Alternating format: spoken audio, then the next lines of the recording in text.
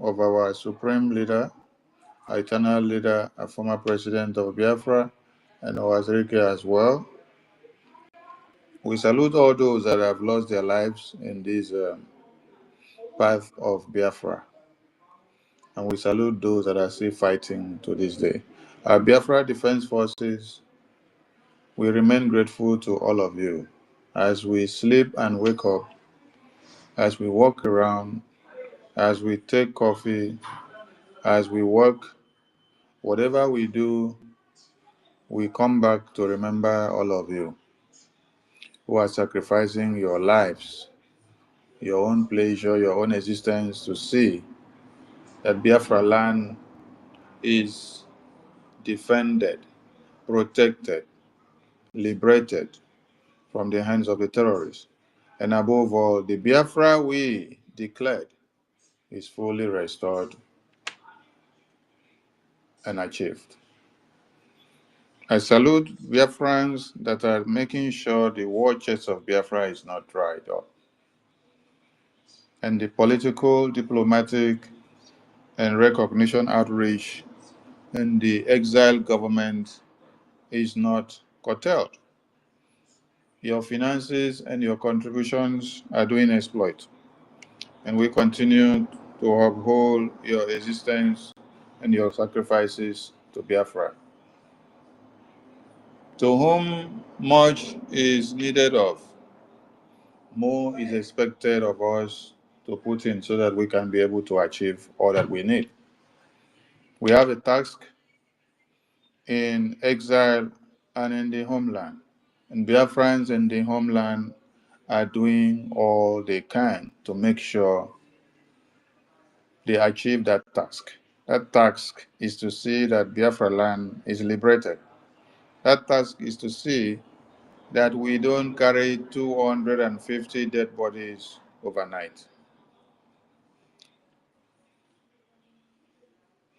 It was all about Biafra, Biafra, Biafra before, in all over one Nigeria.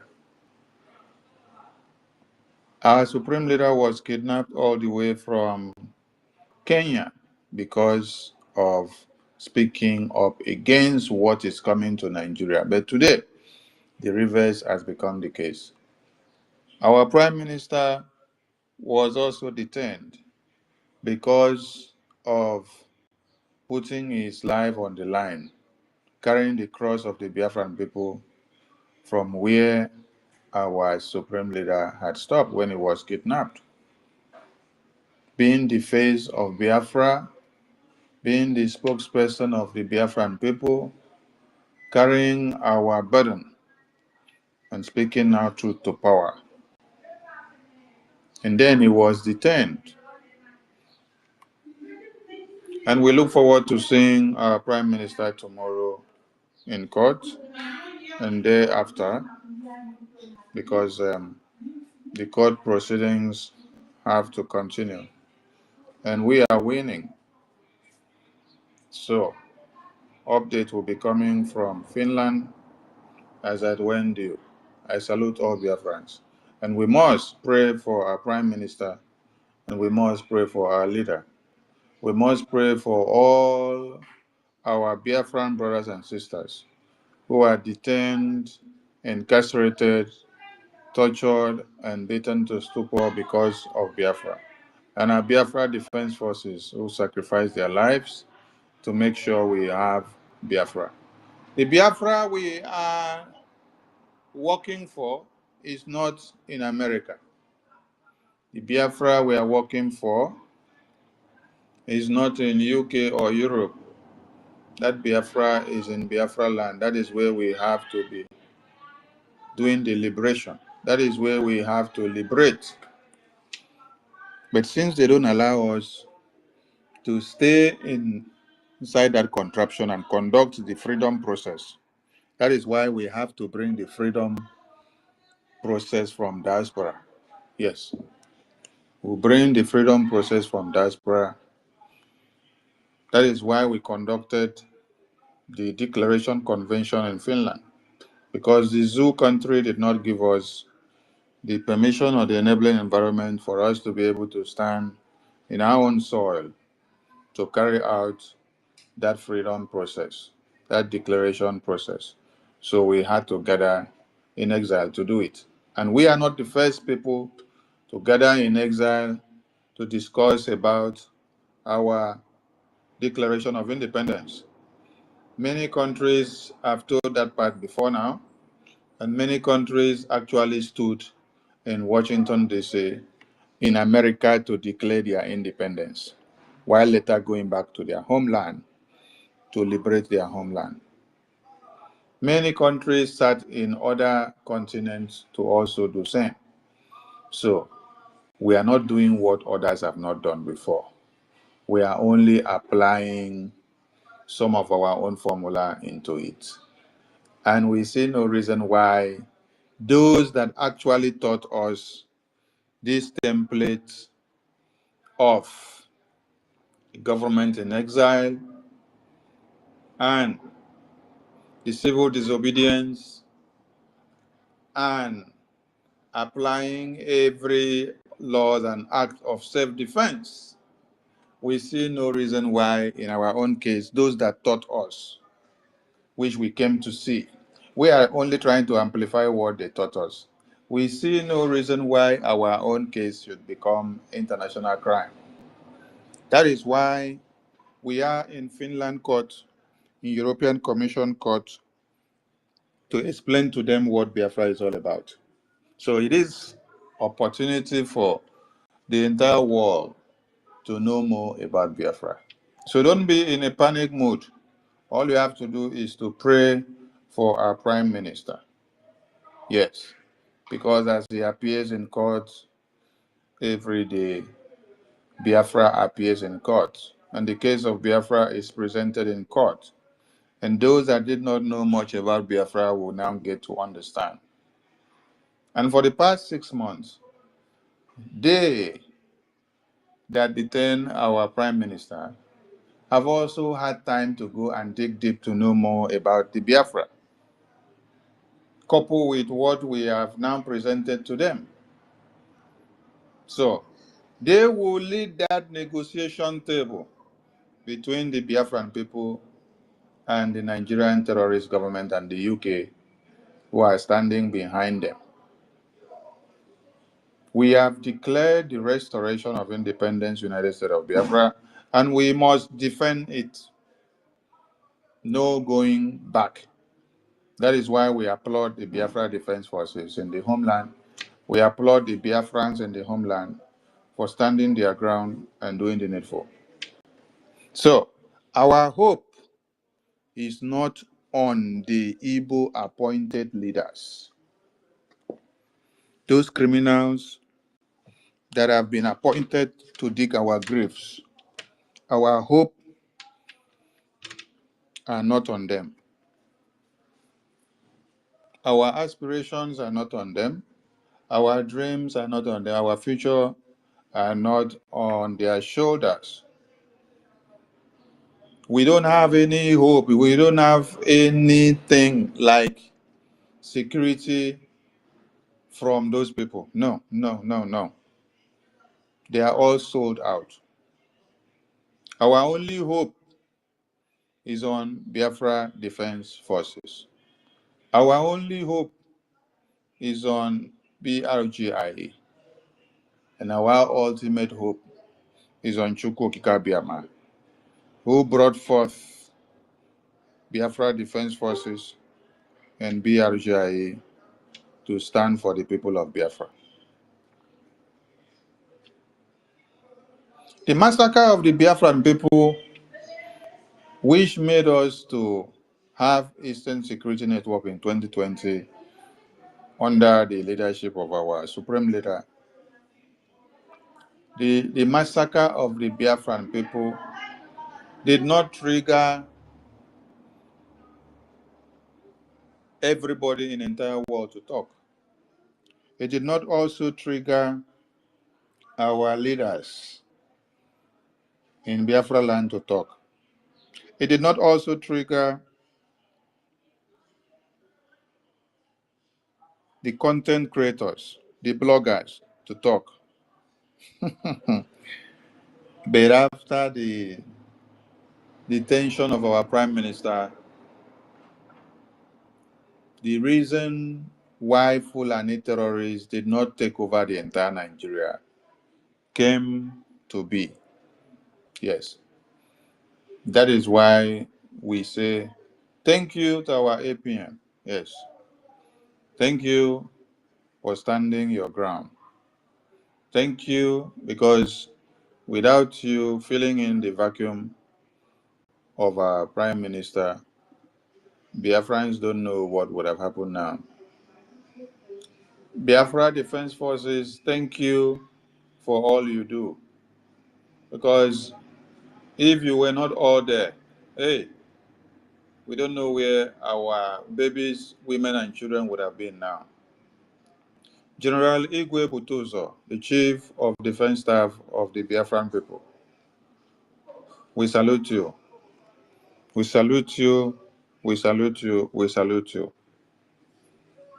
The Chairman of the Defense Council, Minister Success, we salute you. We salute you. We salute you.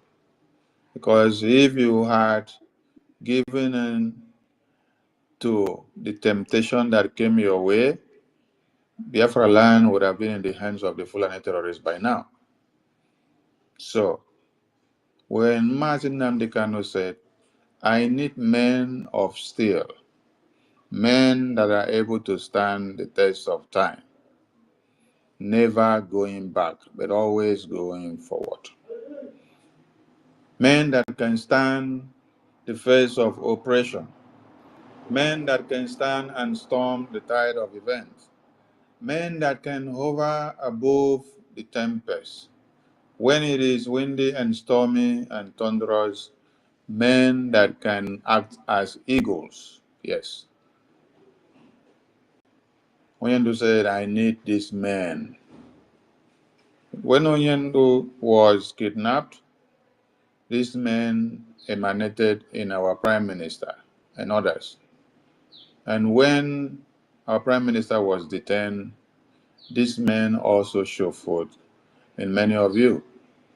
Minister Success, Chief of Defense Staff, Igwe Butuzo, and all the generals of Biafra Defense Forces.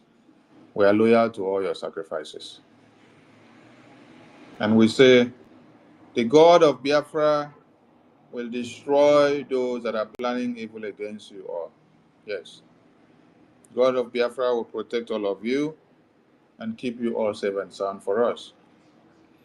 Because if all of you were not there, at this very point, the graves that we will be digging to bury our dead babies and children will not be compared to the 200 that you saw, or over 200 you saw in Benue. This is not the first time you hear over 200 in Benue. No, this is not the first time. This is not the second time. This is not the third time since November 2024. This is not the first, this is not the second, this is not the third time since November 2024. I'm using November 2024 because that is when our Prime Minister was detained. Since our Prime Minister was detained, a lot of things have happened to one Nigeria. Yes, the series of massacre and genocide has increased, as if it was our Prime Minister Simon Ekpa that actually held the gate down. So you now understand that our Prime Minister is the finisher of one Nigeria. Yes, he was the one holding down the gate of hell in Nigeria from the Fulani terrorists. So when they detained him, the gate now opened. The end of Nigeria came out in a different way. And today, all of you can see what is happening. When Biafrans were massacred,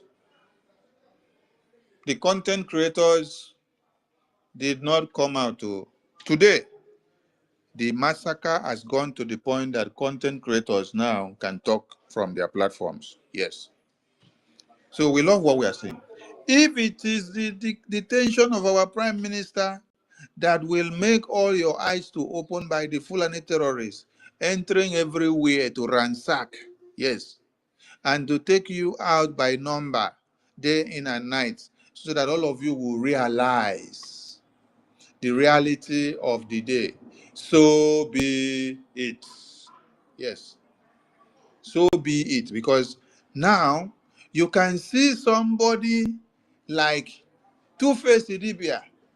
Hey, Two-Face Idibia now talks. Two-Face Idibia now talks about the Fulani terrorist invasion. And they are not even ashamed.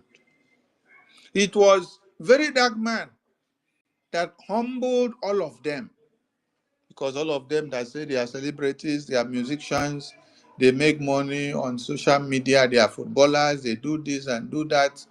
They only make money and then they run to go and align with the politicians. They collect political appointments and then they go back inside. They massacre their community, they don't care, because it is not their mother, not their father, not their wives, not their relations. But this time, very dark man happened to go down to this epicenter. This is not the first time of him going to the epicenter of the massacre.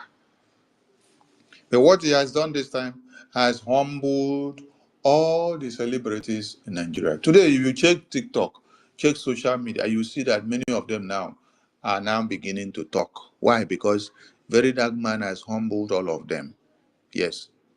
By moving from his own community far away to now come to their own community where the genocide happened, where they themselves, who are supposed to have been the one to talk, turn blind eyes to it.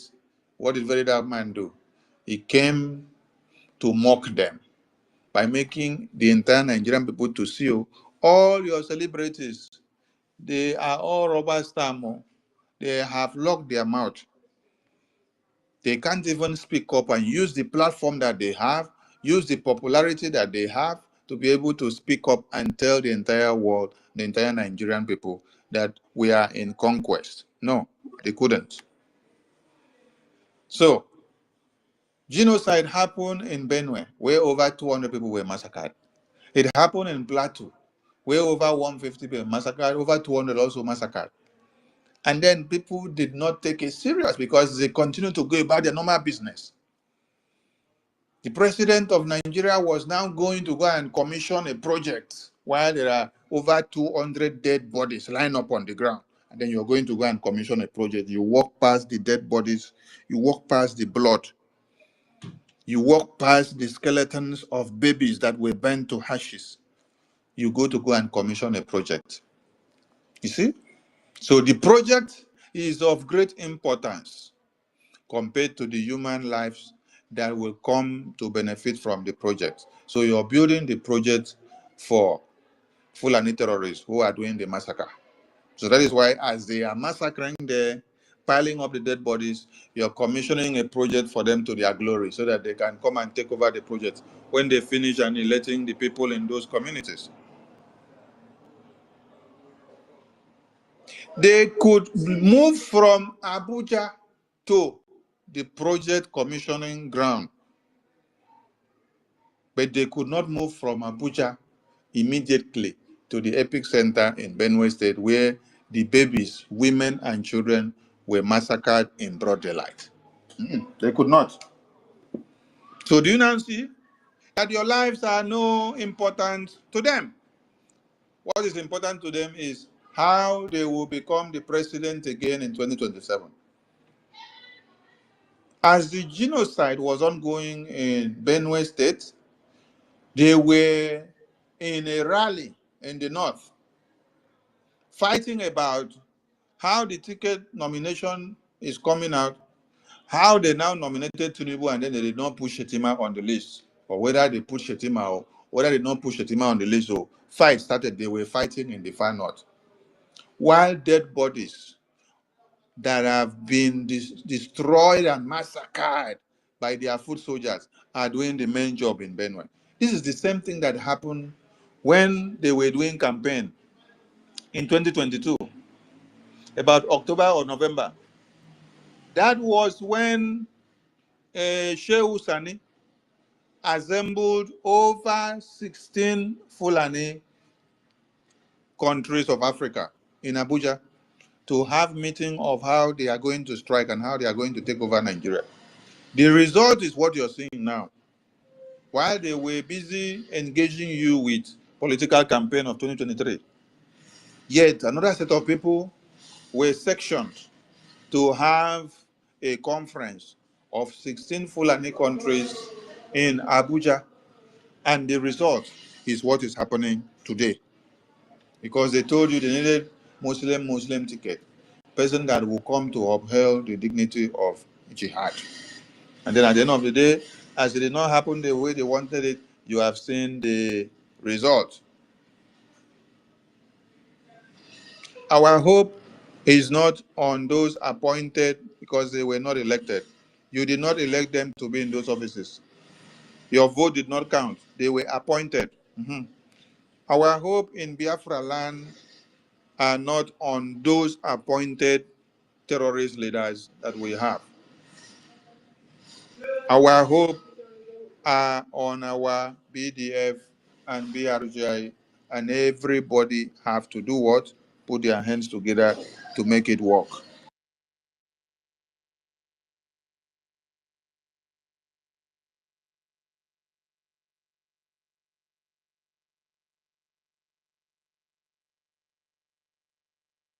So if you did not understand this before, then it's time you understand it now, that Biafran people have their own responsibility to carry.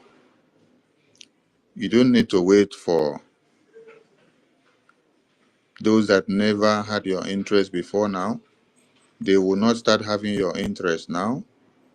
While the terrorists are aligning and massacring people in the far north, what you see that is happening is that they are thinking of what they will eat. They are not thinking of how they can brainstorm and block the terrorists from entering your own lands. No.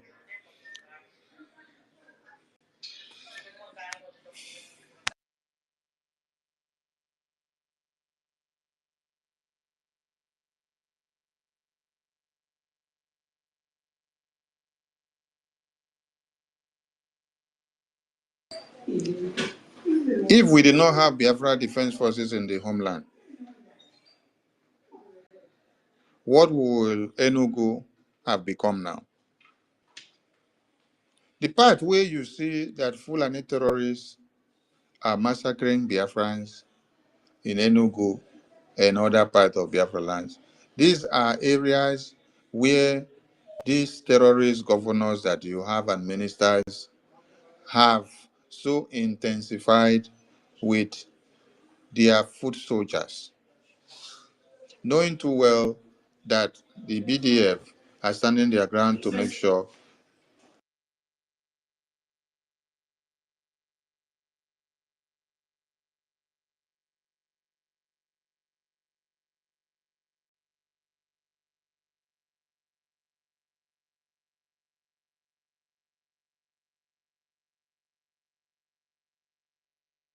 Rage, go ahead.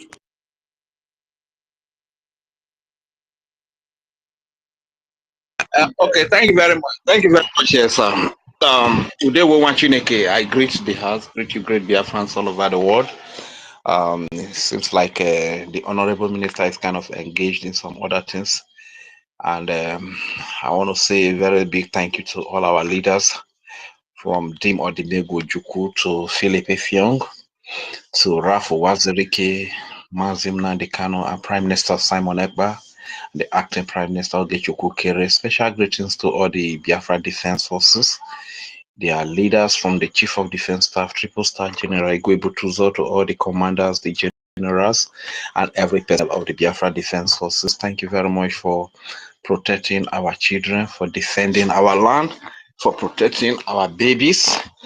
And, we can't really thank you enough for what you are doing for us, because looking at Benue and everything that is happening all over the place they call Nigeria today, there we appreciate you even the more, you understand. So it's unfortunate that the appointed politicians who are stooges are the ones that really give the little loophole for these terrorists to be able to come into our land and commit the evil and the atrocity they are committing in places like Ihamufu and other places. It is the appointed terrorists in the name of governors, senators, and representatives. You understand? But you are doing so well. Thank you very much, BDF. Thank you, Biafra Liberation Army, Biafra Resistance Fighters, Biafra Navy. Special thank you to you, Prince Will Chimezie. Thank you to all the commanders of the Biafra navies and Biafra Air Force and every armed group that is under the Biafra Defense Forces, defending our babies, defending our children, our women, our old fathers and mothers, and the entire land of the 40 states of the United States of Biafra. We cannot just thank you enough.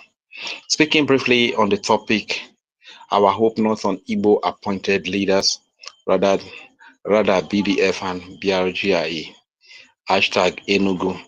Honestly speaking, when you hear not on Igbo appointed leader, you must understand that Igbo here covers all the 40 states of the Biafra, of the United States of Biafra, from Isoko, Urobo, to Igodomigudo, to Ijo, to Ishekiri, to Ikwere, to Ibibio, to Ika, to Anioma, to Efik, to Igala, to Igede, Idoma, all the entire 40 states of the United States of Biafra. Because the thing is that if you have not traveled out of these areas where our parents tied to peace wrapper, probably have not traveled to Lagos, you have not traveled to Ibadan, you have not traveled to Abuja, you will not know that you are an Igbo. For instance, if you travel to the Yoruba speaking side of the place they call Nigeria today, my brother, if you cannot speak Yoruba, if you cannot speak Hausa, you are simply an Omo Igbo. Whether you take it or you leave it, that is the way it is. They won't even give you the opportunity to explain yourself that you are from Calabar, you are from Isoko, you are from Ijo, you are from Migodo, or you are from, you understand, my brother, so long as you cannot speak Yoruba, you cannot speak Hausa, you are simply an Omo Igbo. So we must get that straight. So when we say our hope is not on the Igbo appointed leaders, it covers all the entire region of the 40 states of Biafra. You understand? So why can't we put our hope in them? Because those that appoint them for a reason. The place they call Nigeria is the only place that before you elect your or before a new president or a new leader in the name of president comes in, you have to go to Chatham House in Britain. You understand? So that is where the selection is made. And when they select their choice, they present it to you. So it's not the presidency or whatever they are doing is not as a result of the consent of the people. It's not as a result of the vote cast by the people. You understand? In most cases, the voices of the people are not heard. It is what Chatham House, what Britain select is what you go with. You understand? So if you want to put your hope on those that are selected by the slave masters, by the oppressor, then you are making a very big mistake, because those that select them and put them there, they put them for a reason. They put them as stooges, you understand? As a result of the fact that they are being selected, that is why they don't care whenever you are being slaughtered, whenever you are being massacred, whenever you are being killed. They don't give a damn, you understand? Whether you have electricity or not, they don't care. Whether you have jobs or not, they don't care. There is no job, and the one that you try to create for yourself, they will bring different task force that will be molesting you, harassing you from morning to night, you understand? Put you in places that chase you from one place to another. So because they don't care, you are not the one that you are not the one that elected them. Rather, they were selected by the oppressor to do the bidding of the oppressor. You understand? So we must understand that. So you that is still putting your hope in the selected leader of Igbo in the name of Emeka Chukwude or Ogenero or Tegwolo or Ikaite or any name that the Biafran territory or Saro or Usas, you know, any name that we bear from the Biafra territory, if you are still putting your hope in all these selected stooges in the name of politicians, governors, senators, representative councillors, and local government chairmen or whatever, you are making a very big mistake. You understand? Our hope is in the people, and the people, the BDF, the Biafra Defense Forces, is the product of the people. The BDF, which is the Biafra Defense Forces that houses the Biafra Liberation Army, Biafra Resistance Fighter, Biafra Navy, Air Force, and every armed group, is a product of the people. It's as a result of the people coming together to find a way to defend themselves. You understand? So, what do we need to do? Crying is not going to solve our problem. When the enemies come with AK-47, you need to confront them with AK-47. And who can do that? It's not everybody that is trained to carry the AK-47. It is the Biafra Defense Forces that are trained for that purpose. You understand? So what do we need to do? You that cannot carry the AK-47, the wise thing that you should do is to encourage them, provide them with whatever they need to chase away these terrorists. Otherwise, you will keep lamenting and yapping like this two-faced Idibia, that all this why that their people have been killed. They carry one Nigeria in their head. They sing about Tutu, they sing about Nyash, they sing about, you know, nonsense things. You understand? They don't even care about their people being in IDP camps. But today their eyes are opening. You understand? So don't be like some of the infiltrators who they will what all they do is today they will come and make broadcasts to discourage the Biafrans from supporting their defense, make broadcasts that will discourage Biafrans from supporting the Biafra defense forces. But when the enemies, the terrorists come into Biafra land to kill people, they are the ones that will carry the video to make programs again so that they can get views, they can make money, meaning they are making money on the blood of our people. You understand? Don't be like such people. Because if you say you are going to step aside for a while for our leader Mazimna Dekanu to come out before you come in again, or before our prime minister comes out before you come in again to support, my brother, the Fulani terrorist herdsmen that are coming, the terrorists in uniform that are coming are not going to give a break until our prime minister or until our leader comes out before they come and kill our innocent babies, children, women, both fathers and mothers. They are not going to give a break. They are not going to sit on the fence, you understand, before they come and kill them. So it is common sense for you to know that you must be consistent. You must be up and doing, especially when it has to do with the protection and the defense of the lives of our people. We must be up and doing. You understand? Don't be deceived by those that want to do everything to discourage you. That is why I've always appreciated the Biafran people, because a lot have been thrown at us. Some of you have every reason to stop donating, to stop supporting, because right from the time of our leader Mazim Nnamdi Kanu, we heard of people that ran away with money like Madam Oyibo, or the name, is it Bridget? I don't even know. These are the names we have heard that run away with money. And look at it now. Gozi Rapweze again, a lot of money were donated into the mandate account, and she has squandered with the money. You understand? So if you have the, in fact, you are very right, you are very correct to decide to say, you don't want to support again. That if it's going to be like this, after we support, somebody will come and run away with our money. Somebody will come and sabotage the whole thing. You have the reason, but the truth is that if you make that choice, stop the Fulani terrorist herdsmen and the terrorists in uniform from killing our people. This is why you don't need to sit back. This is why you don't need back. Because those people that are coming to kill us, to kill our people, they are not stepping back. You understand? Because of somebody ran away with our money, because somebody sabotaged the movement. These people are not stepping back because somebody sabotaged the movement or run away with the Biafra money. So for you to make sure that everything that you have invested is not a waste, what do you do? What do? You need to stand up and keep doing what you have done. Keep supporting until freedom comes. When freedom comes, when Biafra comes, all of these things will be history. You understand? So, and to as many that were with that Nigerian woman who got your abuse that are coming back, please, it's good. No, that I leaving the woman. Of course, you have the right to leave the woman, but your sabotage has caused a Biafran to die, has caused a lot of death to our people.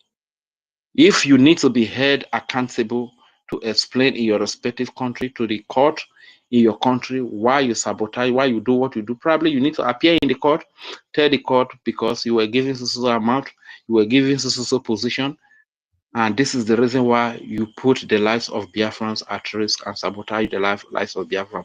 You understand? So I think that is the way to go. I know there are a lot of people that are here to speak, but still, I still want to remind America that a lot of things are happening today, like we can see.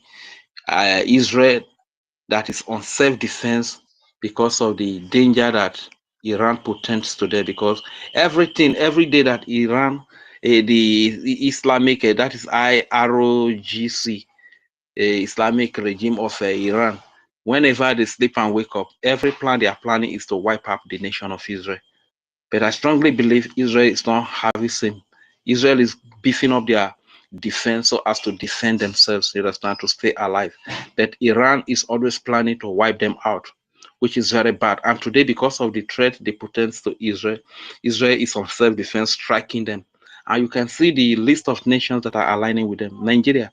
Are you aware that Tinubu has condemned, that is the president of Nigeria, has condemned Israel for what they are doing? Are you also aware, Kestama, the Prime Minister of Britain, has condemned it? What about Emmanuel Macron of France? Has also condemned it. So you can see the list of nations that are aligning with these terrorists to commit havoc to humanity.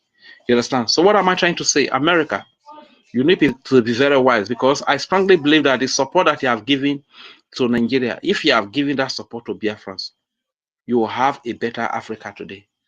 Terrorism must have been contained to a very large extent today. You understand? Because whatever support you are giving to Nigeria is like, okay, you are giving the support to terrorists, and once they have a standing, they will be able to get a balance to launch attack against you. That is simply what you are doing, supporting Nigeria. So you need to support people that have the same value system, the same view with you, so that tomorrow they will not turn back and begin to attack you. So I think I've spoken for a long time, and I want to give the mic. And before I yield the mic, I will still give this song to encourage our people. Oh no, memla rone nuwe wo. Oh no, memla rone nuwe wo. Oh no, memla rone nuwe wo. Wo for my Biafra kapo. Thank you very much. I yield the mic to I think Master K, you used to be the co-host, right? Or yeah, have you been kicked out? Would you want to have the mic, or should we give the mic to Mazi UC? So I yield the mic here. Master K, I give the mic to you. Carry on and share the mic to the people, please. Thank you very much. Thank you, thank you, thank you, thank you, thank you, thank you, thank you, thank you, thank you, thank you. Rich and Fury and everyone. I'll release the mic to everyone, and let me co-host some of you so that the conversation can continue. In December 2023, our Biafra Defense Forces did extend hand of fellowship to the people of Benue.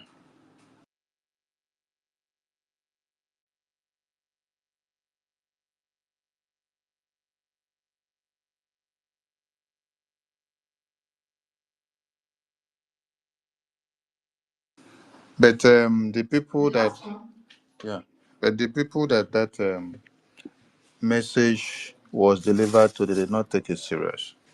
And today we see what is happening in Benue. We hope the entire people of Benue can now understand that the Biafran Liberation Army were not just talking, but they were considering their interests ahead of time. So they saw what was coming before now, and we hope they take it serious as we continue. Professor Mazake, over to you. I'll be back again. Thank you. All right. Thank you so much, our Honorable Information Minister. I greet everybody. I welcome you. We have a topic here, and yeah. So I'll just go with the hands up. If you know you want to speak, please just put your hands up, and I'm going to have a queue and call up every single person in their chronological order. So I think Mazi Uche's hand was up first. Mazi Uche Namizaya, please unmute yourself and give us what you have. You have the floor. Professor Okay. Abel, we have a Thank woman. you We so have much. woman here. Lady first to. Hello.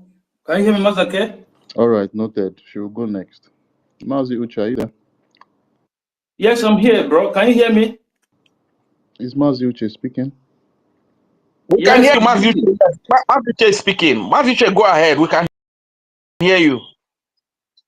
Oh my Yeah, God, I can't Mazake, hear can you hear? him. Please give me 3 seconds. I'll bring you down and bring you back up. Biko. Sorry for this. Let me just I need to hear him. So I'm sending you the mic quickly under 2 seconds. Mazi Uche, please just request for the mic and you come give your submission. Yeah, he's back. God bless you. Yeah, can you hear me? Yeah, very loud and clear. Mazake. Yeah, I can. Okay. All right. Thank you so much. And good evening, everyone. Good evening from here. Good evening, our Honorable Minister of Information.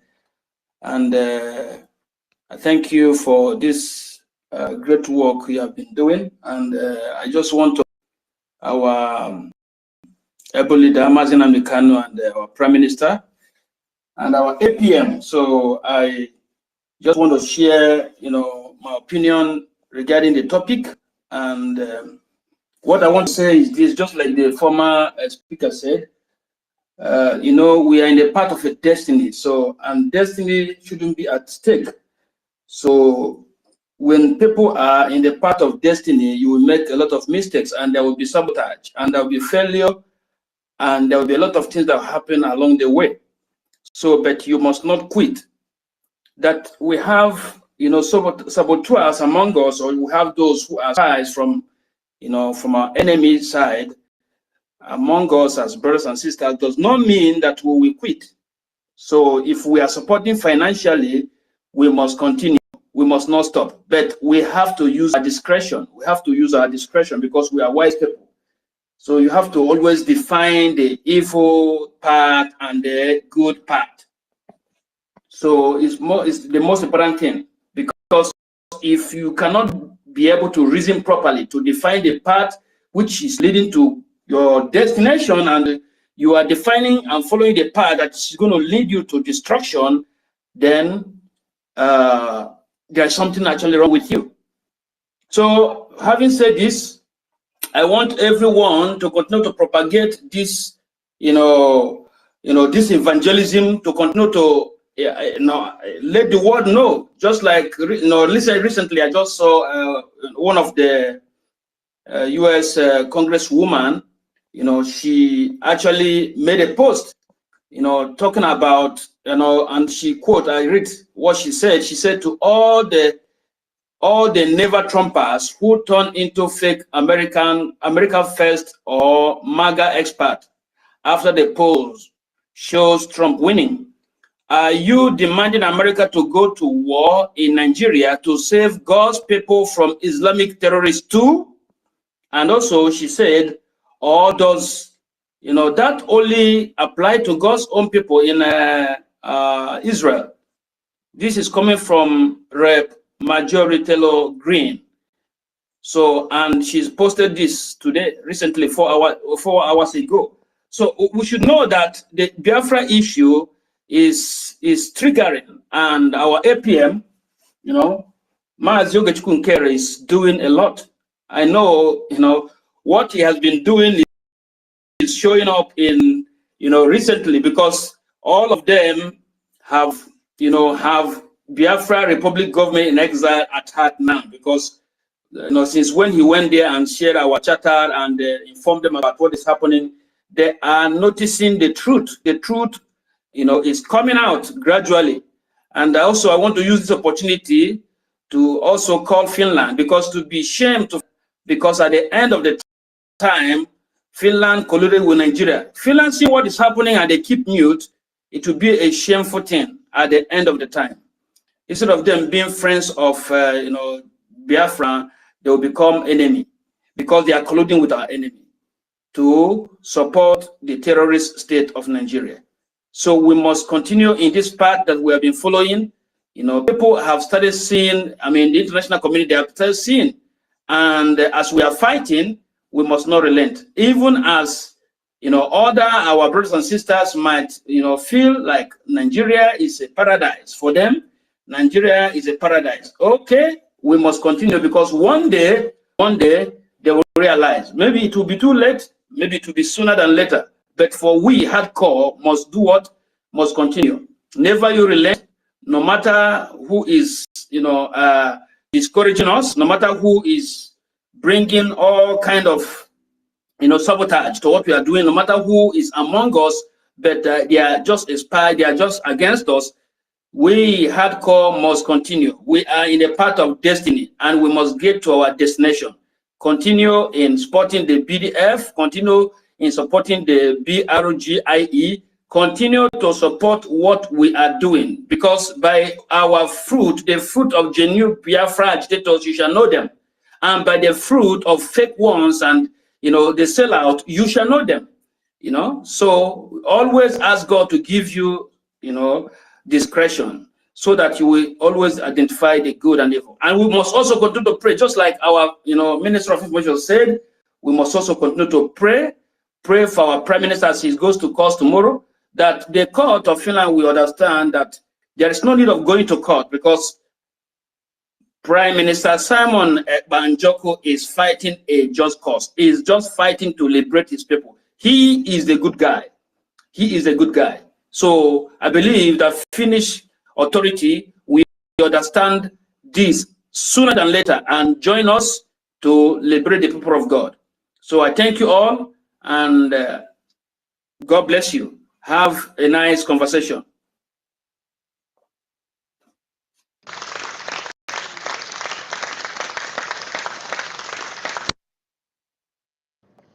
Thank you, Mazi Uchenan. God bless you also.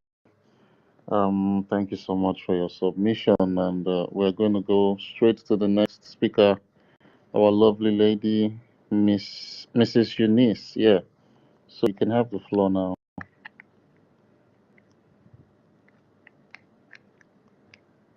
If our ladies there, I think we'll just go next to Tech Guy. Kaide. Yes. Good morning, Biafrans, lovers of freedom. Greet each and every one of you.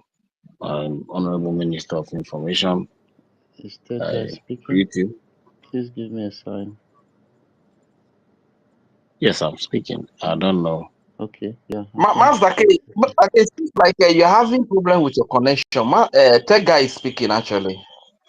Yeah, I think he's All right, having well, problems. let me see if I can bring him down and bring him back up, just the way I did with Mazi Uchenna. Tech Guy, please don't be angry, okay? It's No just problem. because of probably some technical issue or my network settings. So please bear with me. I'm just trying to manage. It wasn't like this on the other space. So Tech Guy, quickly, 3 seconds. Yeah, he's back. You can go Okay. on, Mazi. I can hear you now. Okay. I greet every Biafrans. The lovers of freedom. It is my pleasure to speak on this honorable gathering this evening, this morning, and this afternoon, depending on the location where you find yourself. I'm sorry I have to lower my voice because it's late already. So concerning this matter of the Igbo appointed leaders, we know in Nigeria we don't have leaders, more especially the Igbos. So when the matter came up, somebody shared something on Facebook and was saying that the Benue people are paying for what they did to Biafra. And I said, shut up. Because the Benue people, after the Benue people, the next people are we. You are sharing this thing on Facebook. Well done. Where do you belong? have you been contributing to Biafra? Because the answer is no. So why are you talking about Benue people as if you are escapable? This pogrom that is about to befall Biafrans can be prevented. It can be stopped. You are looking at the world and the world don't care. You have no choice than to defend yourself on your own. And that's why we have been pleading with people. We need to come together.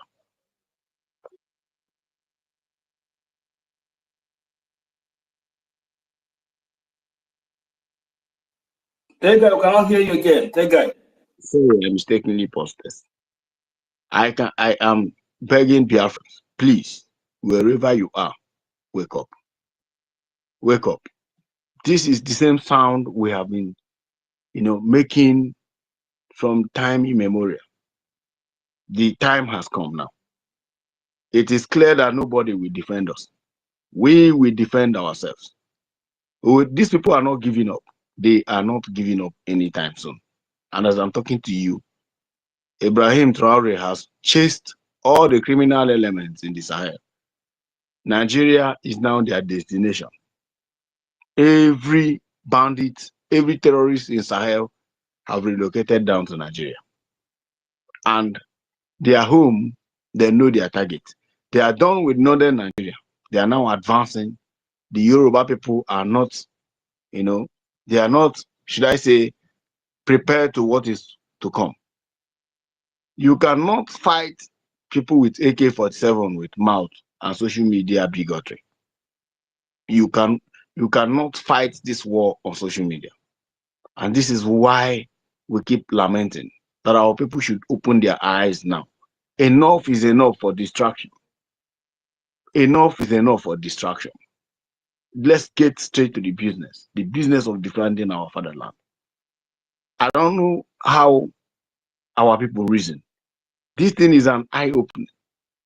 200 people dislodged, massacred, and brutally murdered in one day, one night while they are sleeping.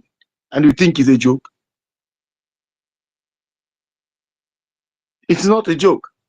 It's not a coincidence that Mazen Nnamdi Kanu is locked up. It's not a coincidence that our Prime Minister Simon Ekpa is locked up. This is the way, Britain operates. Britain, which is the father of the Roman children. This is the way they operate.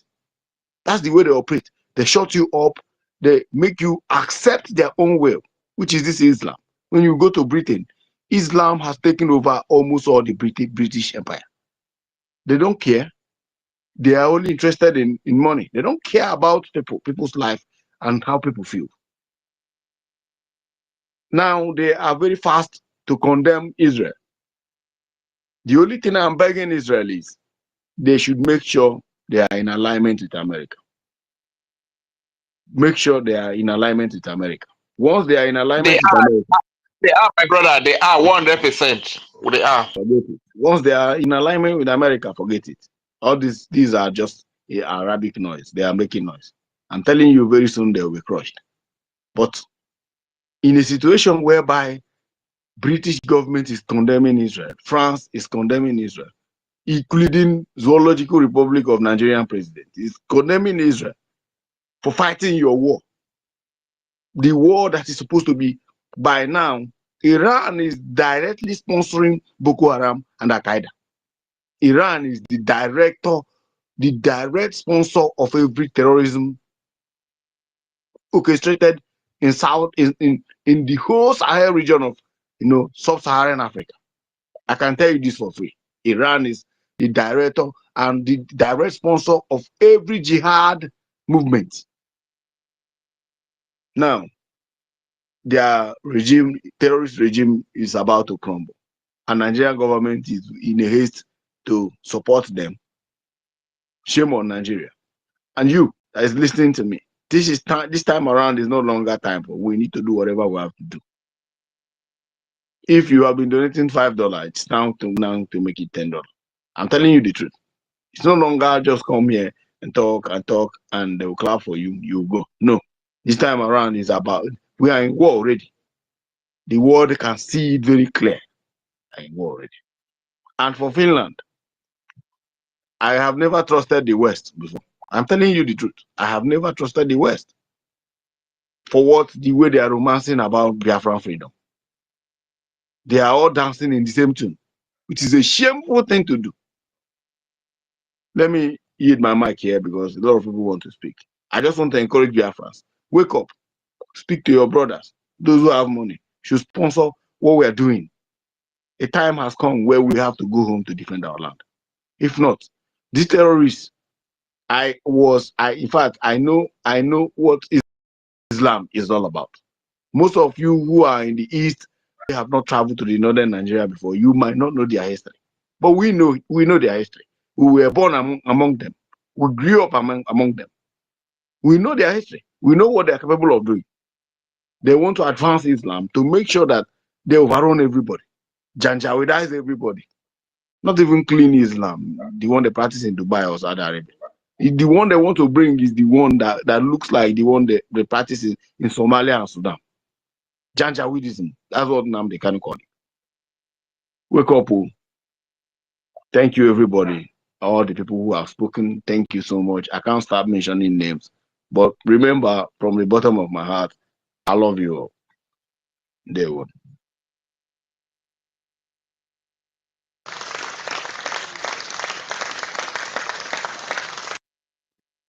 And the woman as a tech guy, that was a very, very lovely submission.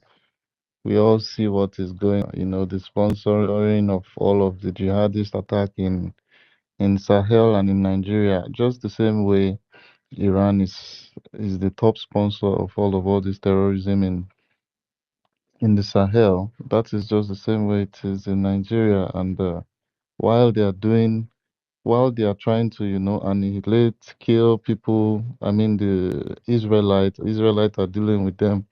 They are indirectly, doing what they are doing best with their brothers, their jihadi brothers in Nigeria. There, I mean, the Fulanis, just to, suit their jihad conquest.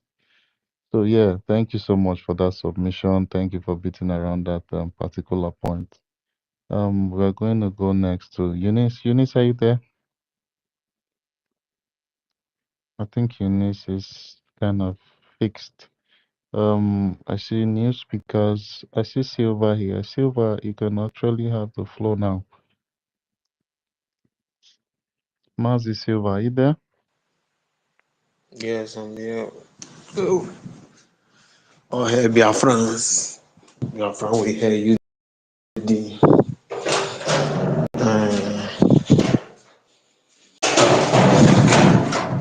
Especially.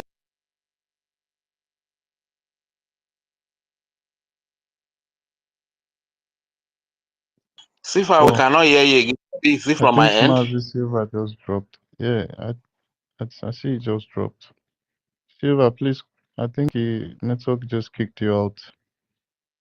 Quickly come back. I don't know where you went to. All right. I think Silva is back. Silva. I speak. Yeah, we can Yeah, hear you yeah. now. Go on. Yes. Yes. Okay. Especially greet everyone here. My Honorable Minister of Information, Udogwoke, Atakata Abo. I greet you, special greeting to you. Salute, sir. Honestly, I pray for God to keep you alive to the day this nation will be fully recognized and restored, and we stand our ground to have our land and to say that I'm fully in my land. Honestly, Mazi, I so much appreciate you all, every one of you. You are doing a wonderful job. And based on our topic, I don't want to waste much of our time. Based on our topic, one thing about an appointed leadership is that you don't have your ground. You have a template you work on, because when someone appoints you on a mission, on a job, or in anything to do, you follow according to the direction of the head appointer. If our leaders, if the people, the Igbos we call our leaders, or the people in the Igbo that is leading for so-called Ndi Igbo are fully elected by the Ndi Igbo, actually they will stand their ground. They will know that no, this is not what we want. No, this is what we want for our people.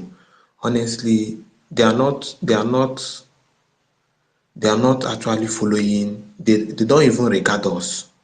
They are following the template, they are following the instruction from their masters, which is the Fulani Janjaweeds, because they all have one goal and they all have one promise given to them.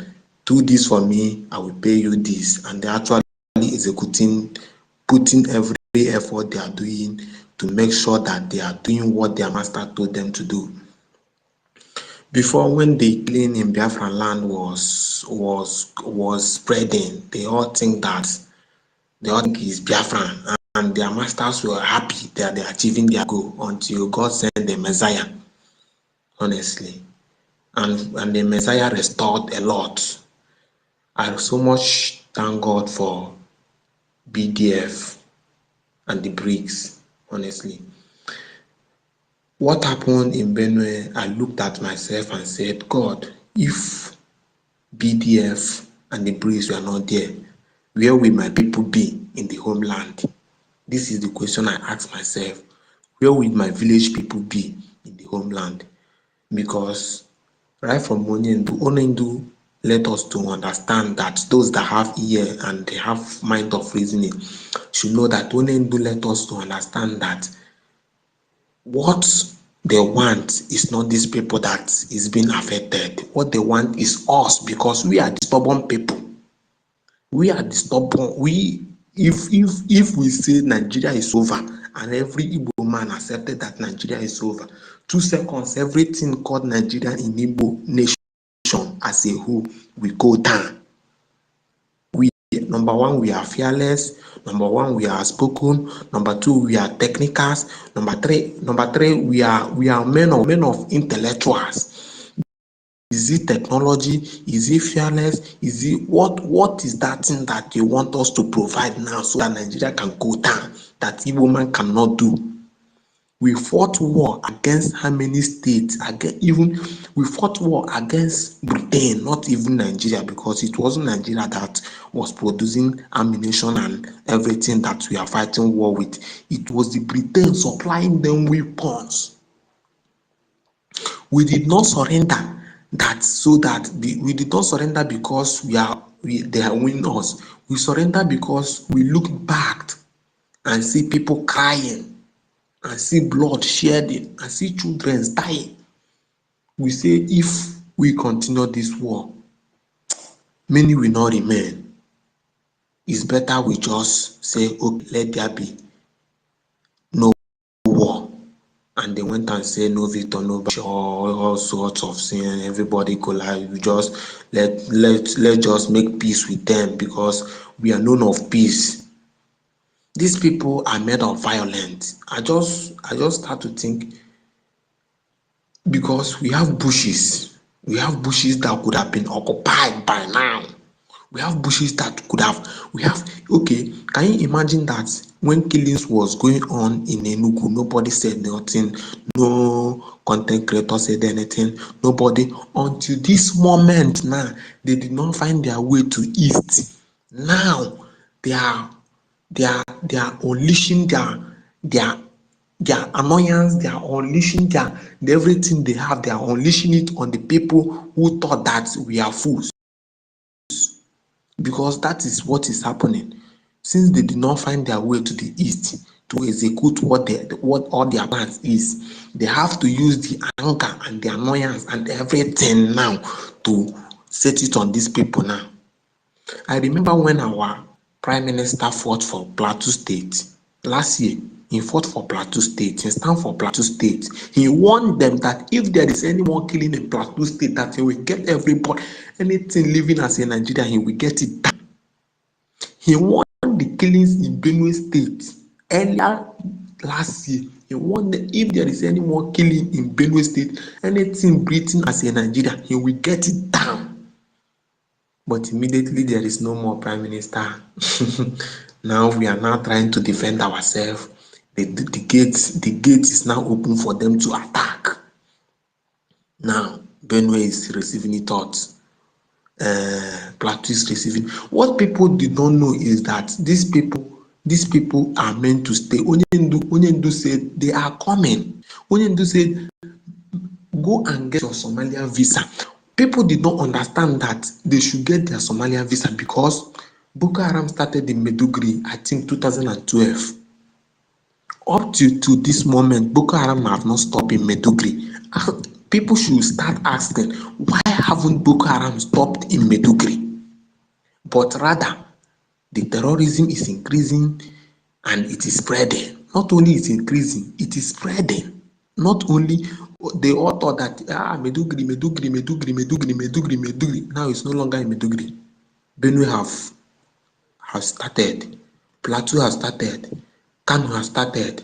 Nasarawa has started. Can you imagine how these people are spread? And they spreading. They are not getting tired. People, the sponsors as in if Ndi Igbo could understand what is going on, if Ndi Igbo can just understand, realize what is going on, that these people are after us. They are not after this Benwell. They are not after them. They are just unleashing their anger that because there is no way for them to enter east. There is no way for them to enter. Assuming it's not BDF. Oh my God. Hi. Maybe my village people carry no. We can village mark away with desert by now. I can gamakon also ben na me again. We became no rezebi anasizi kala village. Asumuna onye na ada.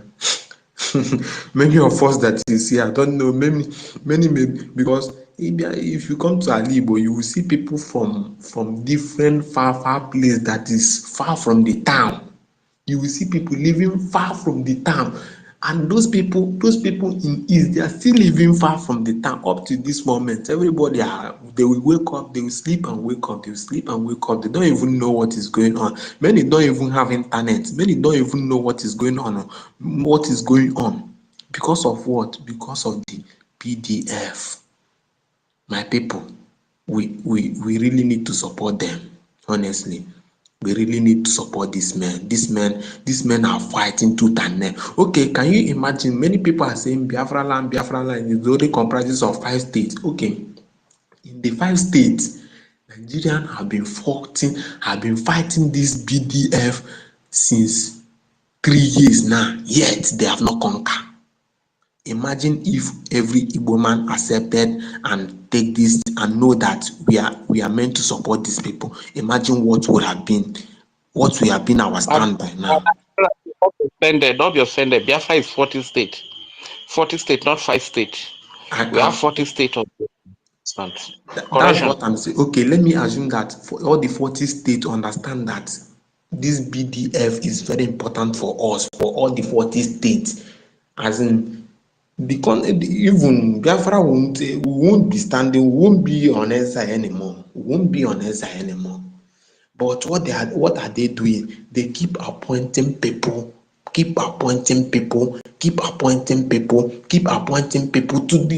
destabilize us, to destroy what we are doing. They appoint DOS. They didn't get they appoint Ohaneze. Ohaneze could not succeed. They appoint governors to have meeting with Nnamdi Kalu. Nnamdi Kalu say, only one thing I need. If you can give me that thing I need, Udode. They could not provide it. They start with Ohaneze. They start with their leadership. They start appointing. They appointed people from DOS. They sold Nnamdi Kalu. They appointed people from what our PM have planted. Look, this is the reason why they did not have elected leaders in Igbo land. They all have appointed, because if I appoint you to do something, you will follow my instruction. If you did not follow my instruction, I will remove you from what I appointed you, and I put somebody that is ready to work. And the people we think that they are leaders are ready for money. They are ready to sweat everything. Can you imagine that in Imo State came an election, appoint a mmadụ gbara fourth or first. Ndị Igbo, sometimes when I look at them, I cry because ndị Igbo have not understand the battle. The battle is not these people that they are killing. The battle is ndị Igbo. But thank God, we have people like Nnamdi Kanu. Thank God, we have people like Simon Ekpa. Thank God, we have people like our acting prime ministers. Thank God, we have men who sacrifice, who knew that all we want is sacrifice, who sacrifice to be there for us. We have people. When Nnamdi Kanu was, I'm taking more time, but please pardon me. I listened to what I need men. Instead Chukwu, I need men of steel. Chukwu, give me men. What I'm seeing here is not men. How? Oh, may he live long. May Onyendu continue to live for us. I swear. And then at DOS they see that time May Onyendu continue to live long. I swear to God. If I could just divide my years, I could have given him a sacrifice, because many have been sacrificed. Many have sacrificed. Yeah, I won't be, if I sacrifice, it's not a bad thing, I swear. I swear to Almighty God. If I sacrifice my years to live in this one and give Onyendu continue to live from my own, I swear to God, it's not bad. Onyendu say, I need men of steel. Can you imagine that Ngozi Olabreze, Ngozi Olabokugoro Fulani, that was planted among all, after all says and done, because they thought that she would be the final bus stop, but God said no. I have given Onyendu men. Onyendu, go and fight in the law court. I have given you men, people that will stand, people that will not shake. Not when you hear sound of gun, you know what they have fought these men. Not if you hear sound of gun, you start to shake. Atụọna bọmbụ, a na-atụ bọmbụ, ha ji amụ tanka bịa, ha ji teknọ jet bịa. Hey, no. Men that will hear the sound of gun and say, it is iron to iron. If you kill me, I kill you. And I don't think that once you are in my father's land, I don't think you can kill me. I will kill you. Our men, I really appreciate every one of you. All hail Biafran. May we continue to fight. May we live long. May we fight to the end. May God Almighty, Chukwu Okike Abiama, may He grant us all we are wishing. I swear. Onyendu told Gowon, you will be alive to see what you did to these people. Gowon is still alive. He's seeing it with his eyes. His people, obere oge ndị obodo ya ga-ebido gba ọsọ, ya nwere na onwe ya ka ga-agba ọsọ. Yes, because he have planted evil. Let me not take much of our time. I here rest my case. My Honorable Minister of Information, may you live long. May Chukwu Okike Abiama continue to guide you. Auntie Eunice, mommy, ekenene gị. Our men, ekenene gị. All men here, ekenene m onye ọwụna. Chukwu dome anyị ndụ ka anyị niile pụchara apụ, ka anyị, because anyị niile nọcha mbọ obodo mmadụ ọsọ ka anyị gbara. Ịkwụrụ n'obodo gị gbuo gị, but Chineke domere people standing now fighting for us. Biko Chineke dome onye ọwụna ndụ, so that we can return back home and see and to congratulate men who fought for us. He say, I hang my mic here. Thank you very much, my brother. Master K, are you there?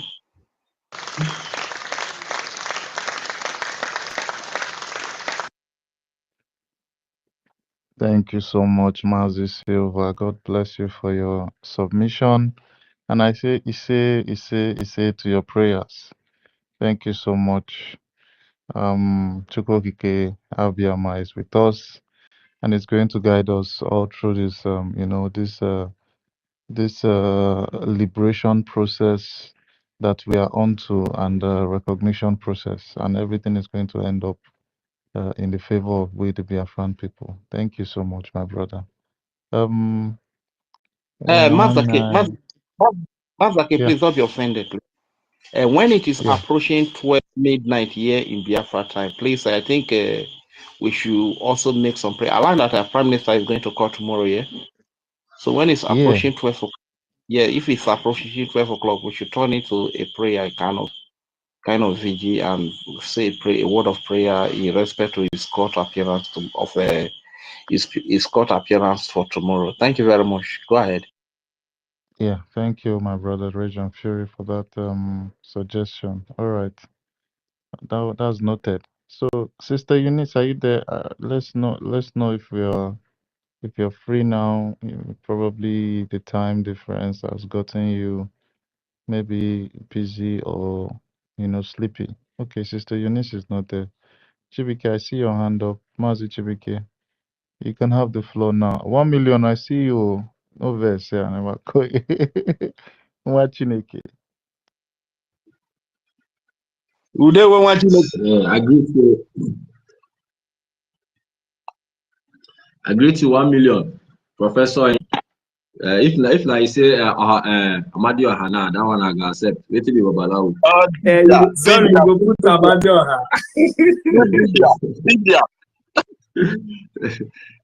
Our information minister, I greet you. I greet the house, the whole Biafran house. Our minister, Mr. Snow, I greet you, sir. And all the Minister Emeka, I greet everyone.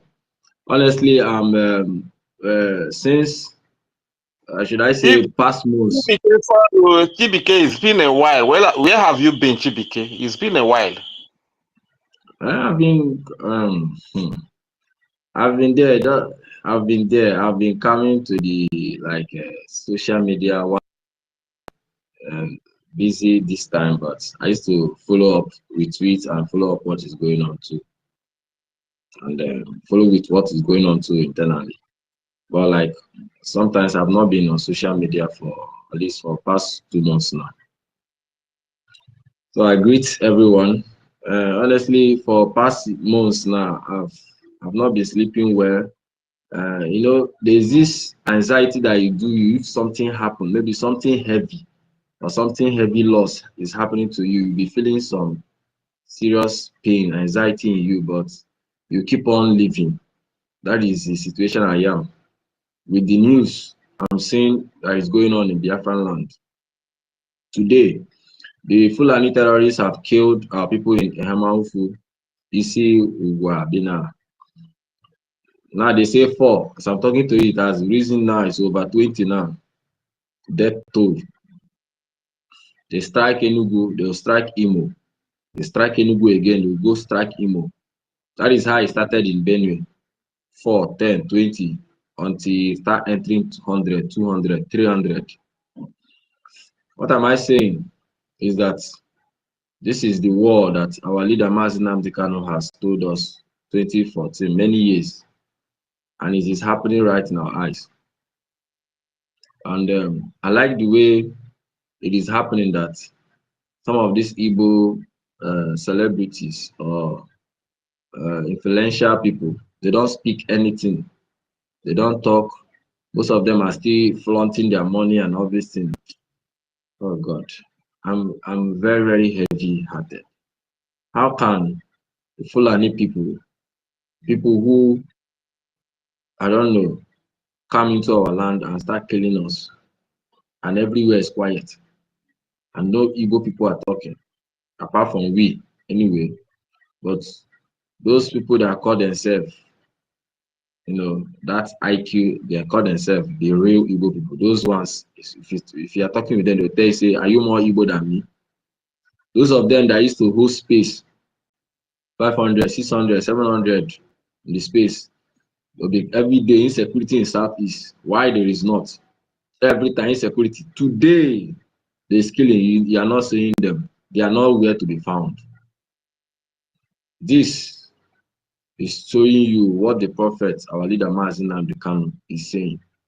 That is the only thing that is that is making me to at least to sleep well when I remember the words of my leader, and I remember the Biafran Republic government in exile, and I remember that there's a defense force.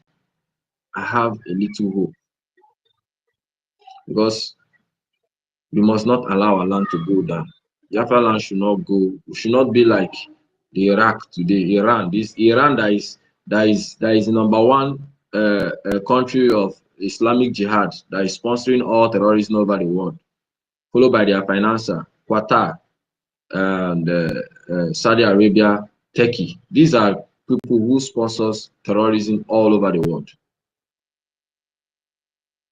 Iran was a Christian nation many years ago, 1970. They were a Christian nation, more of Christians.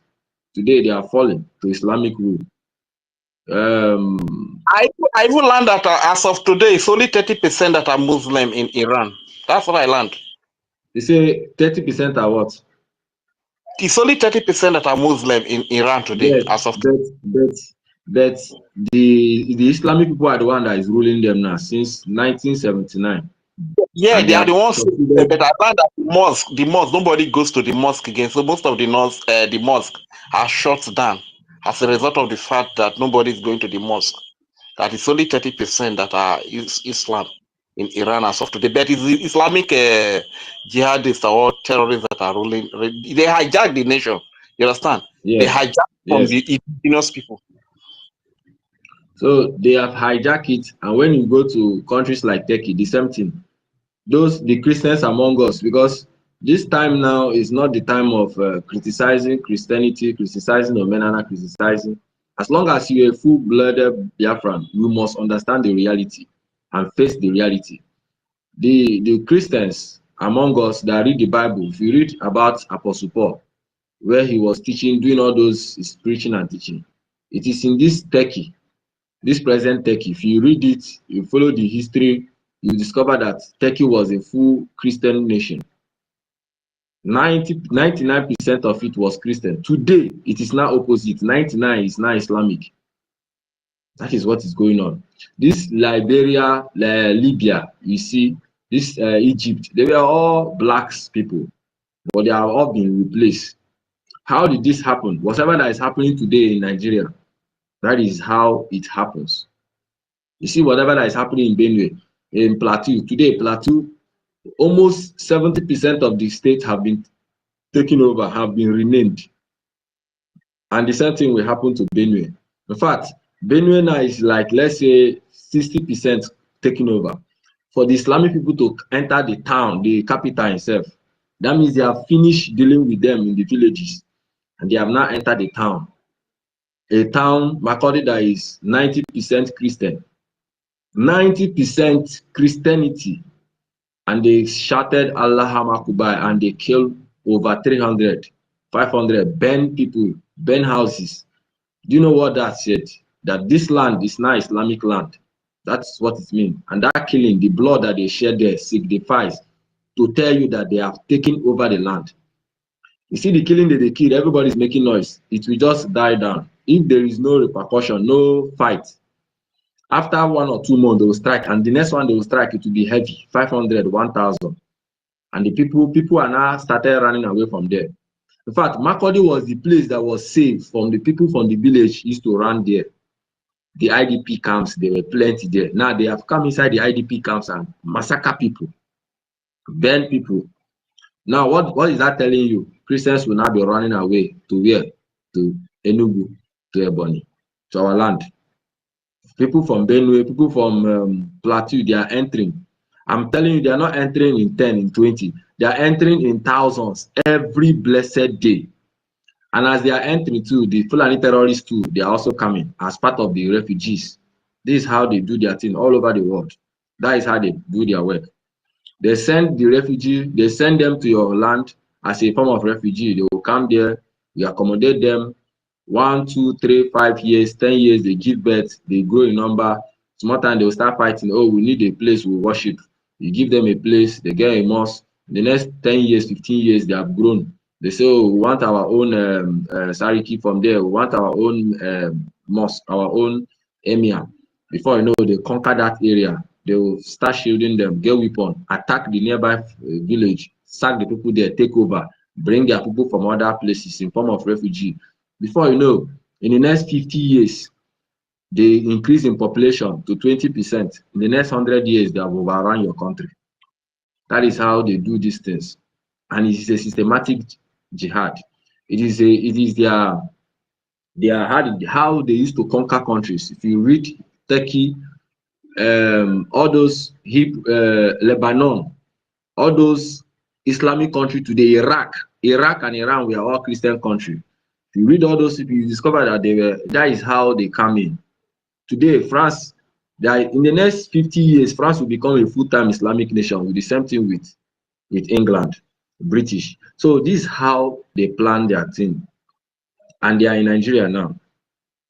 They are doing everything possible by January. Before January 2027, they have conquered most of the whole middle belt. That is their target.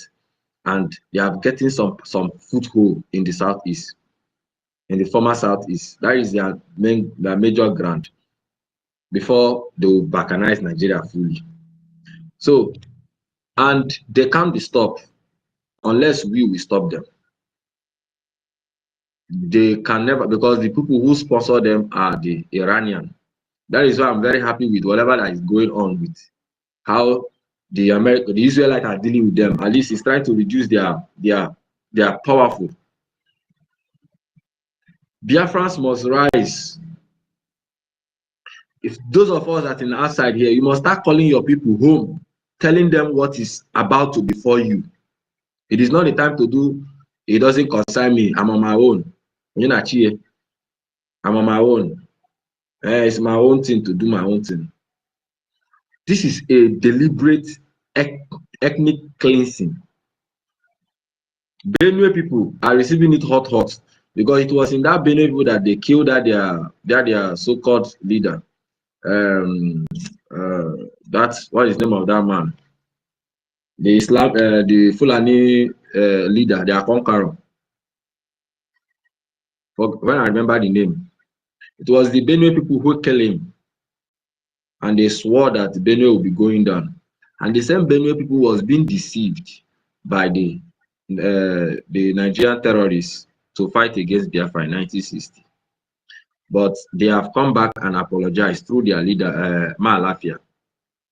And our Prime Minister brought out a hand of help to them, the Middle Belt.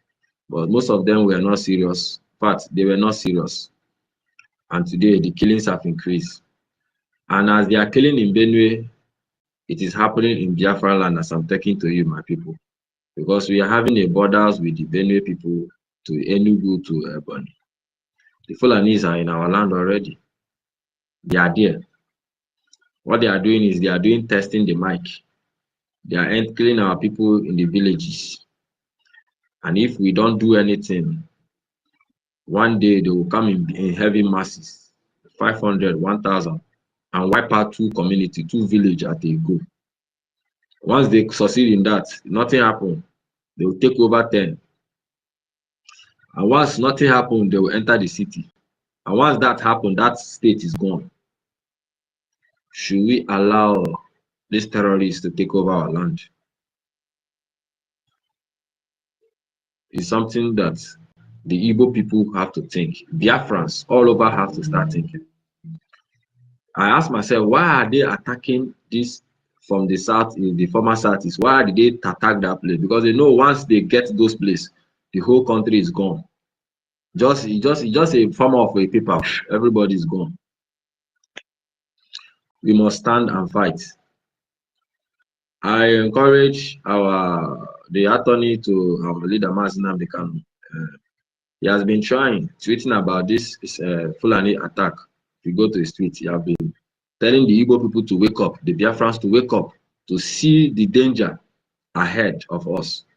This is not a time to be watching Nollywood, or a time to be dancing, or to be releasing new track, new music. You see, all these musicians, those Biafrans musicians, those movie actors, those celebrities, you see whatever that is happening, all of them, they are all quiet. That to tell you that This Nigerian government has been able to buy all of them to close their mouth, for them not to speak, so that the world will not know what is going on. Because when people like Burna Boy, people like all these Biafrans that sings, Fino, those movie actors, those content creators, they start speaking with the killings that is going on, it will go wide. The world will now understand what we, the Biafrans, are talking, what the government is speaking. They will understand it faster.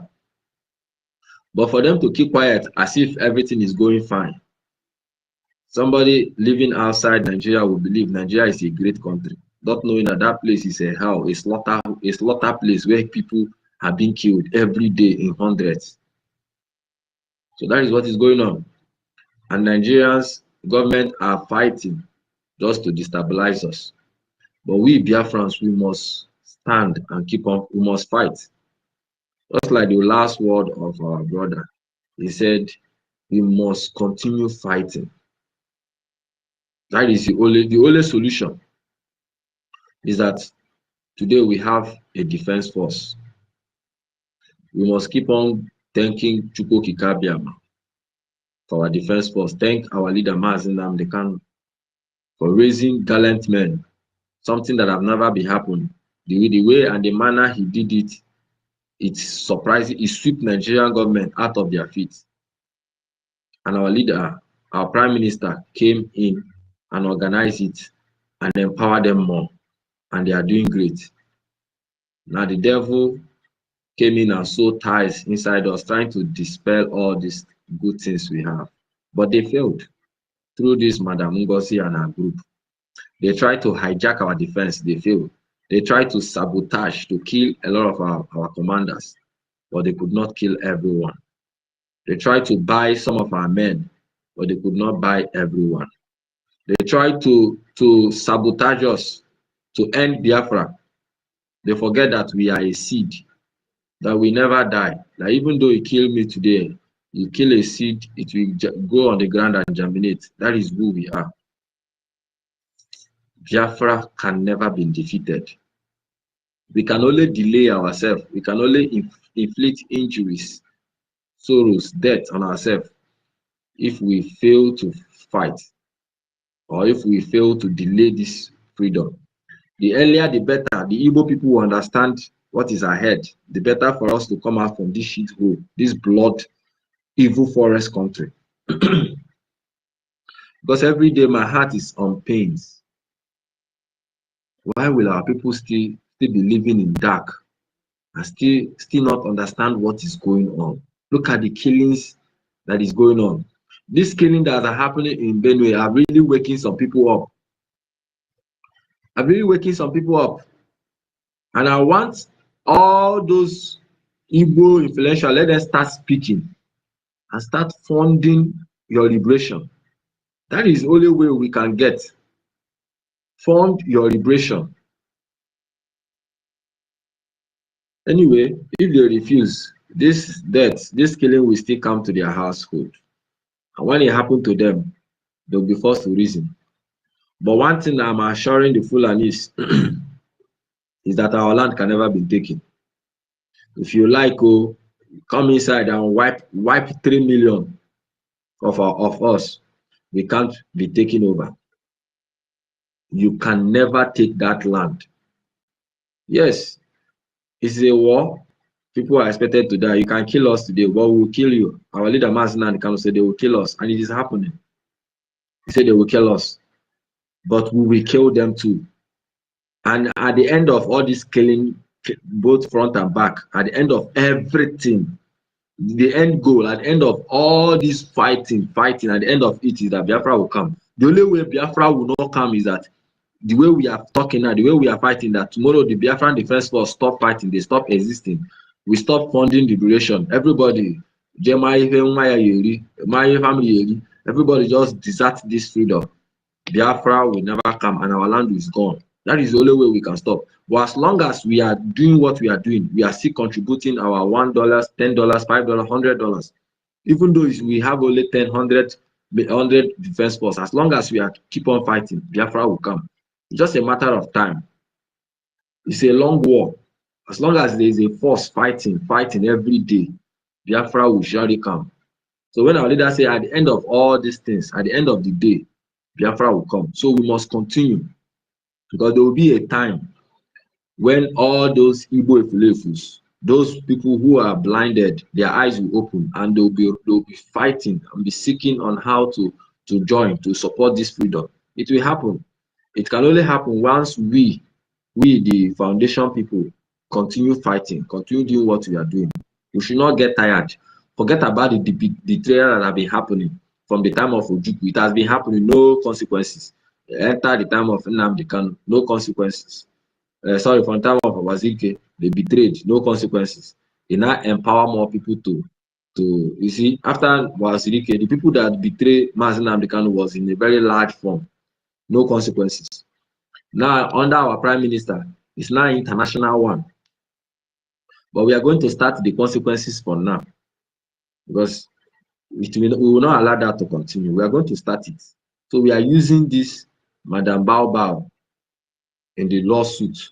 The Biafran government is suing them, at least to start showing examples. We will recover every goddamn dying thing they've sent, and we'll use that money to fund our liberation. So Biafrans, we must stand still, keep on fighting.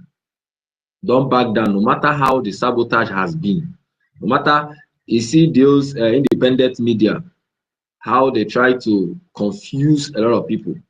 At first, when I listened to them, I was even asking myself questions. I was trying to doubt the government. I have to come back again and listen to Mazi Nnamdi Kanu again before I renew my mind. So I begin to ask, imagine a lot of people, Biafrans, that were listening to these people, they will just, oh, if it's like that, this fight is, this freedom is, then I will stop donating. I'll stop giving my money again. I'll stop fighting. But if you stop donating, definitely the Fulanis will come and kill you. That is, it's just a two-way thing. There is no a better way of saving this thing. If you say you don't want to fight, you know that NGOZI or Abueze is not for Biafra. The only people fighting for the liberation of Biafra is the Biafran Defense Force under our Prime Minister, Mazi Nnamdi Kanu, Mazi Simon Ekpa, which our APM, Ogechukwu is piloting. And you know, these are the rightful people doing the work. And somebody is telling you that the money is not going, the defense force are not doing well, this one is not happening, therefore don't support, this one is this, this one is this. And you say you will not support, you are having the money, you are having finances, you are working, you are getting money, at least you can be donating every time, or you refuse, and you even speak it, and you encourage other people who are willing to support, they refuse to support.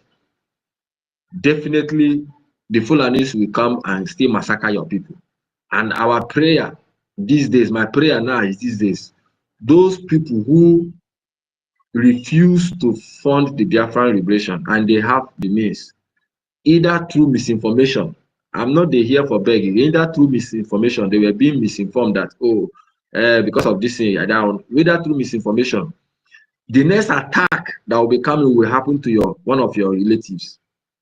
So that it will open your mind, whether there is misinformation, there is not misinformation, you must continue funding. Today, Israelite today, wherever they are, everywhere in the world, they all have one mission, and they all have one account. Everybody has, no matter the work, if you are doing a cleaner in one country, if you are making $100, you are expected to send at least $10 or $20 to Israel account for their defense. Every Israelite, that is their target, wherever they are. That is why tomorrow, the next 100 years, Israel can never go down, no matter how, because the people are funding it. So the same thing we Biafrans must do. We must have that mindset that Biafran land must not go down. Everywhere we are, we're supposed to be funding it. Our defense force just need this weapon. They need good weapon. They need to be assured of this weapon. You will see the kind of wonders they will do. It's because of the weapons are not there. That is why, as if to you think they are not fighting, but they are dealing with the terrorists every day and night. If it's not because of Biafran Defense Force, this thing that is happening in Benue, I will child play. Ndi Igbo always want it when it's raining, when the death is like when everywhere has scattered, when the war has been in the highest top. Everybody will now be running tiki taka, how to fund. But now we are telling you, we are still stopping them, fighting them. They have not entered your village today. It's because of the Biafran Defense Force. But does not mean that tomorrow the terrorists will not come there and massacre 20 people, and including your relative. You can't, including that woman you want to marry, they will massacre it one day. That is when your eye will clear. Our people should wake up. Support Biafran Defense Force. Support Biafran Republic government in Isaac. All we need from you is your fund. Those of us staying outside, you have an obligation to start calling your people. Call them, call your friends, tell them what is going on. Tell them the jihad is there now. They are in your forests, they are in your bushes. If you don't fund the liberation, you will die. There is no time of prayer again, no time of pity. Those are our Christian brothers and Christian sisters in our land, because majority of Biafrans are Christians. We must start preaching these things. Tell our people. That one they say, if you slap you on the left, turn your left hand, you are a fool. If we continue to accept that rubbish. Look at what is happening in Benue. The governor is a Christian. The Pope once came to Benue State. Today the Pope is praying in, I don't know which country he is praying, committing the people who has died into the hand of God. The governor there, when the people start protesting, he sent soldiers, military, and start killing people. That's to tell you they are all compromised. They are under the rulership of these jihadist people. They can't do nothing except you people, except the citizens. So Biafrans, we must fight to. Benue is gone, it's almost gone. And our land extends to there. In fact, that is one of the hit points there now. Yes, our people are there and they are hitting them, they are dying, steady. And they are now flopping in inside Enugu and former Ebonyi. And if we don't do anything, in the next coming months, the attack will be so massive in our land.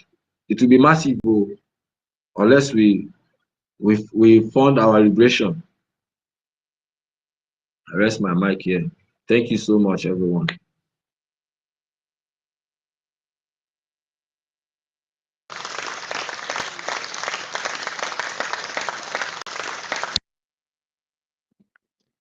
Thank you so much, Onwa Chineke, Mazi Chibuike, for that lovely submission.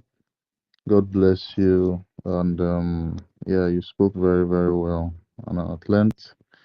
I just wanted to add to the topic before I move to the next speaker. 1 million, please just hold it. Yeah, I think you're going to go next. Then I'll go with God's will. But just give me some minutes. So we're talking about our hope not on evil appointed leaders, rather BRGIE and our Biafra Defense Forces, right? Yeah. And we all know that these Igbo politicians, Igbo leaders, they are not for the people. They have broken every promise that they gave Biafrans in Biafra land. They've looted resources and they continue looting resources of, this Biafrans in Biafra land, leaving them in chaos and having to put Biafrans' hope into no one else than our Liberation Army, our Biafra Defense Forces. And so, for this reason, for the reason that we have to put our hope here, all of our hope in our Biafra Defense Force, we have them actually doing the work that the security unit that we would have kept all our hope on. I mean, the terrorists, the Nigerian army and Nigerian police, because for protection, we would need some unit to protect us, to fight for us, because we are already in chaos. We are already living in chaos in Biafra land. When I say chaos, I mean the politicians promised a lot of things. I mean, when they say they want to give you constant electricity, when they say they want to build good roads for you, when they say they want to, exchange your resources for money that is going to benefit the whole public, but at the end of the day, it's just something that benefits only their pocket. So for this reason, we had to have an alternative by, by our prime minister creating a government for us, and we are putting all our hope in this our Biafra Liberation Army and our Biafra Defense Forces. And some of their jobs, the reason why we are putting our hope on them, one is, we have to give them the opportunity to, pursue these politicians, because this is one of their tasks. Although it's something that's gonna happen gradually. Nigeria is a totally failed state, and at the end of the day, these politicians, leaders, these Nigerian Igbo leaders are going to do what they called fleeing. They are going to flee away from Biafra land, and our Liberation Army are the ones that are going to, be on ground, building everything from scratch, and everything as regards what has been lost. Because literally, when the Igbo leaders flee, they claim their governors, they claim their senators, they claim their all of what they give them, all their appointed roles. But when we are winning, when in the process of this liberation that we are doing, at the end of the day, they will see themselves not present in Biafra land. And when they are not present in Biafra land, they are not there to protect you, they are not there to sit for you, they are not there to speak for you, because they are not on ground. So our Liberation Army have this as one of the tasks that they they have to do. You understand? So they'll be on ground to impose some order. They'll be on ground to, fight against the jihadists.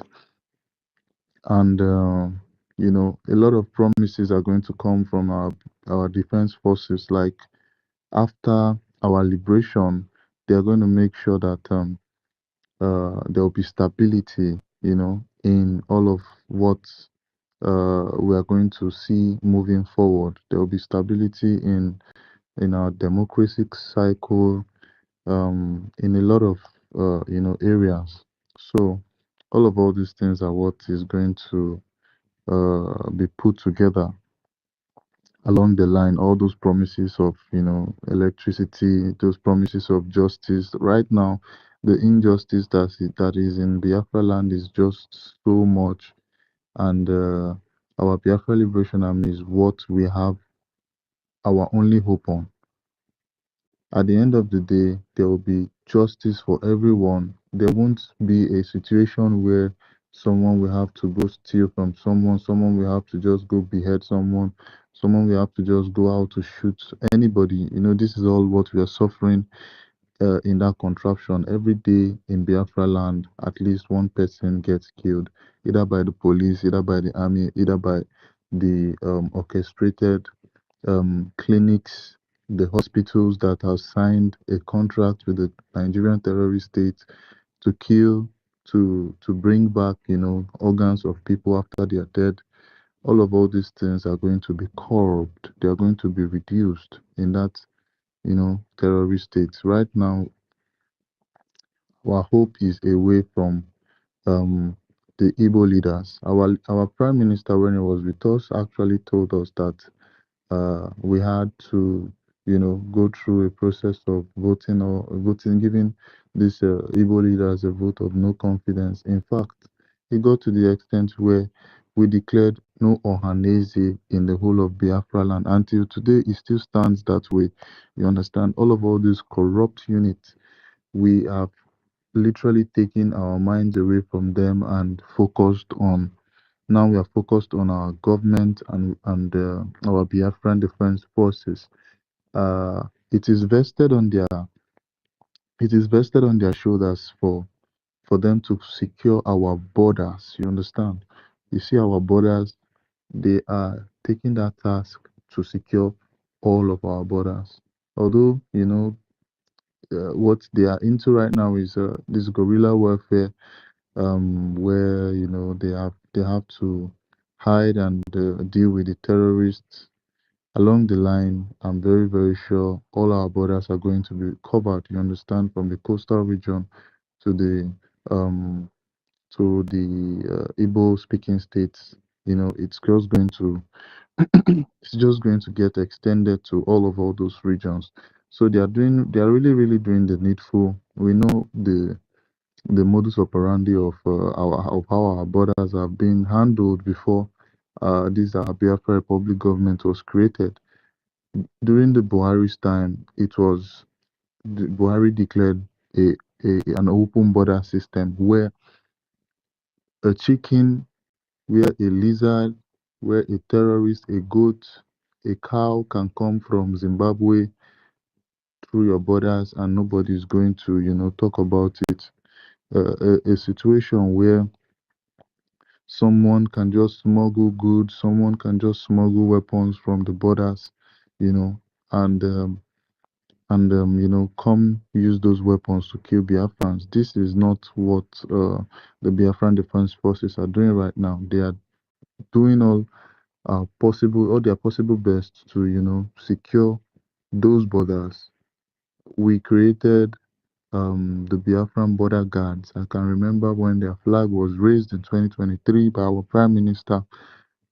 And for this reason, we promised their flags not to be, to go down until we are liberated. So they are really, really doing the needful alongside our Biafra Liberation Army that are dealing with the terrorists inside the cities and, on the road, on the highways in Biafra land. So I just wanted to give us this ground explanation before I move on to the next speaker.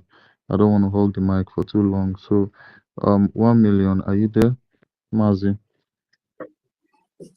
My brothers and sisters, it has really been a while for now, because you see this our platform.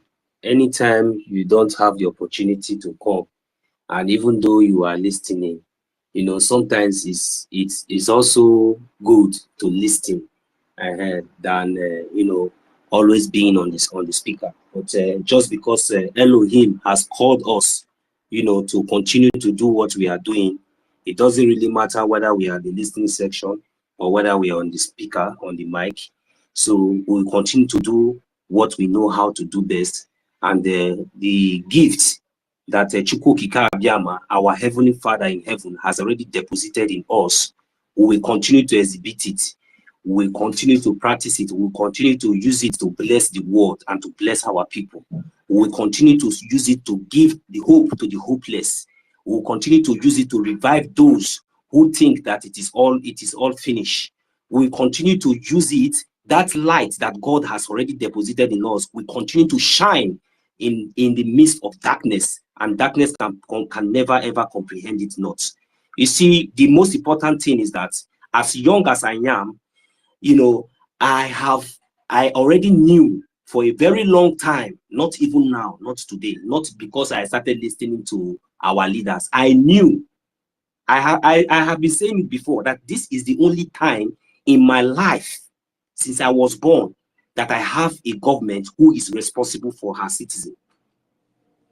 And I cannot ignore the fact. I can never ever ignore this fact, because I have never been a citizen of any country. I have never been a citizen. I have never been a citizen of any country. But today, I thank God that we have a government. We have a government. We have leaders. We have great leaders. We have great men and women who God has selected to defend our land.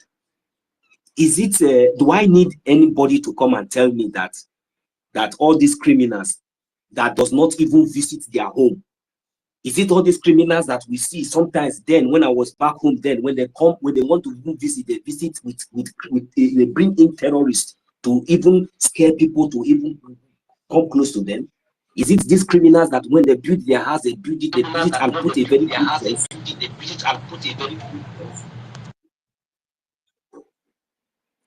Somebody's mic is unmuted. Professor, your mic is unmuted. Am I coming out? Yeah, okay. So what I'm trying to say is that, you see, for a very long time, just that our people has been, you know, their mind has been controlled with fear.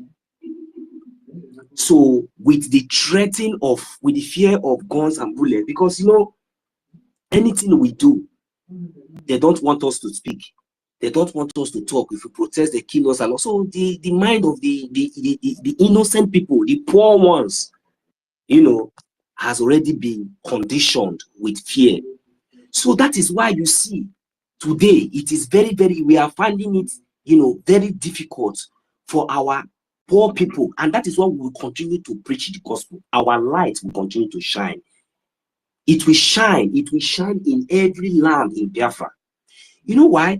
That is why you see sometimes you will imagine that after we see some certain attacks, all this kind of barbaric attack, either committed by the Nigerian jihadist terrorist government or the other way around by their own foot soldier, their own ragtag terrorists that come into our land to commit those crimes, our people will still come out in the midst of that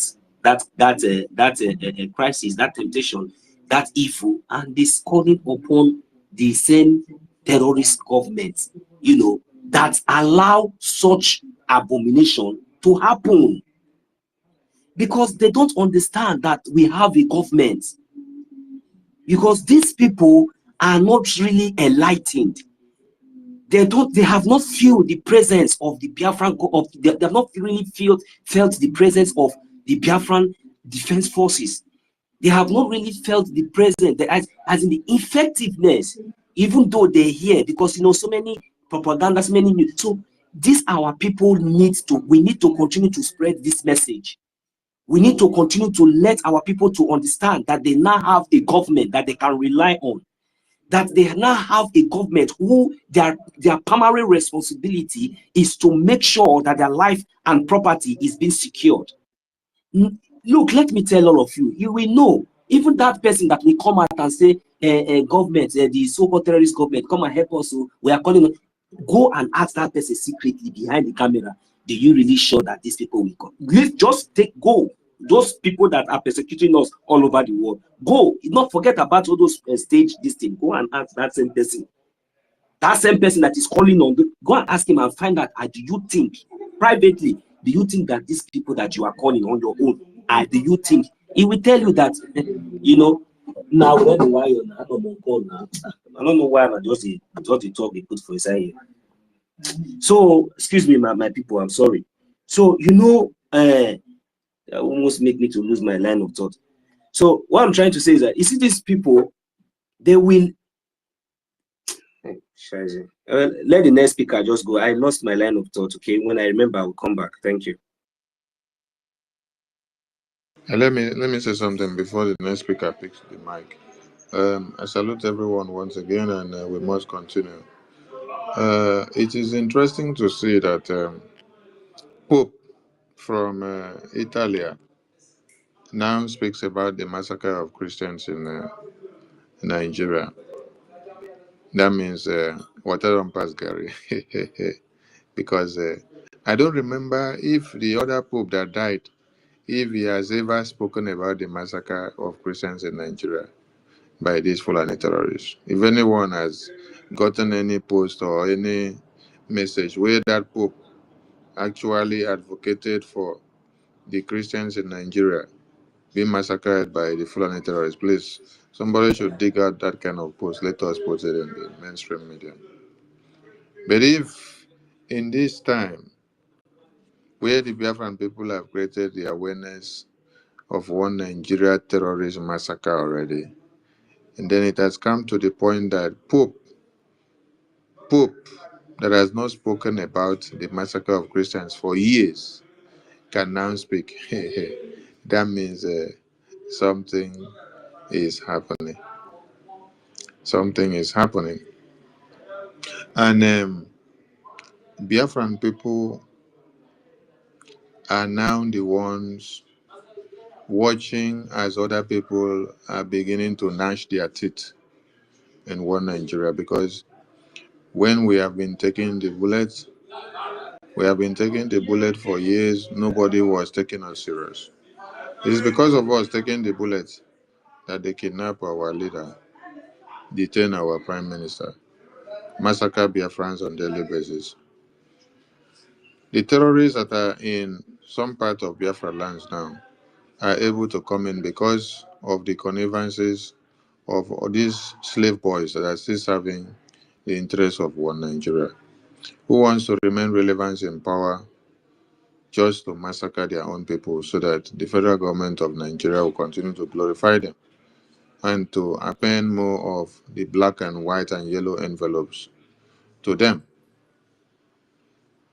While the Biafra Defense Forces are focusing on expunging the terrorists, these bloodsuckers who call themselves governors and senators and ministers are making proper arrangements with the terrorist foot soldiers to come in to destroy the same Biafra Defense Forces. The Benue people are now hopeless. They are crying and they are hoping to have had one Biafra Defense Force personnel in Benue who can take bullet for them, who can repel the terrorists, and who can defend their lands. But they are helpless because there are no men. But in Biafra, there are men and women who have put their lives on the line, who have sacrificed everything that they have to make sure Biafra land is secured, safe, and sound. It is incumbent on all of us as Biafrans to do what? To give them all our support, starting from financial, mental, prayer, logistically, socially, and otherwise. You may not know the importance of the Biafra Defense Forces that you have now, but the people of Benue knows the importance of your Biafra Defense Forces now. The people of Plateau knows the importance of your Biafra Defense Forces now. The people of Borno knows the importance of your Biafra Defense Forces now. The governors in the east, in the part of Biafra land, makes you to understand that there is no significance to the declaration of Biafra. But yet, they are bringing more armored tankers, terrorists to come and fight the Biafra Defense Forces and to go into unarmed citizen communities and to be killing them. If they don't see any significance of the declaration of Biafra, why do they deploy armored tankers to Biafra land? Instead of deploying those armored tankers to go after the terrorists who unalive babies, women, and children in our communities, most especially like the ones you see in Benue. I don't know if many of you have had the opportunity to go through the photos that came out from Benue. Just a cross-section of the photos where you see babies that are lifeless on the ground. I mean babies. I don't mean the mothers. I'm talking, my eye is focused on the babies. These are babies that you carried in your womb for good 9 months in rain and in sun.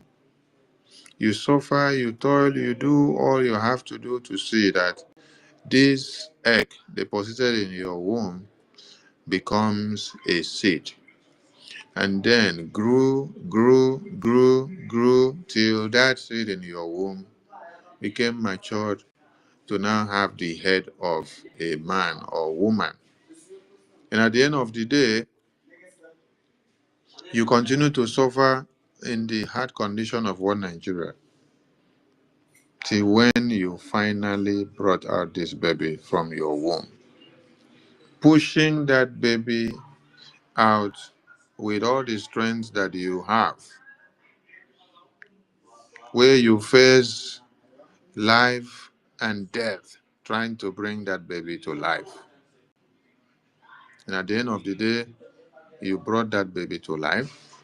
You now start nurturing that baby. See, that baby now started from it taking just milk to being able to now take solid food. Being able to now start sitting up, and then being able to now start stretching and to now start crawling. And then being able to now start stretching the kneecap to be able to stand firm on the ground, and then start hipping, and then tomorrow start walking as a human being. This baby, you all slept and woke up, and then you saw that these babies, that the parents have suffered so much, whose life has already been taken away from them, whose hopes and future and aspirations of life has already been taken away from them, because these people you see now, majority of them were massacred in IDP camps. So that means their future, their hope, their life, their existence has already been taken away from them.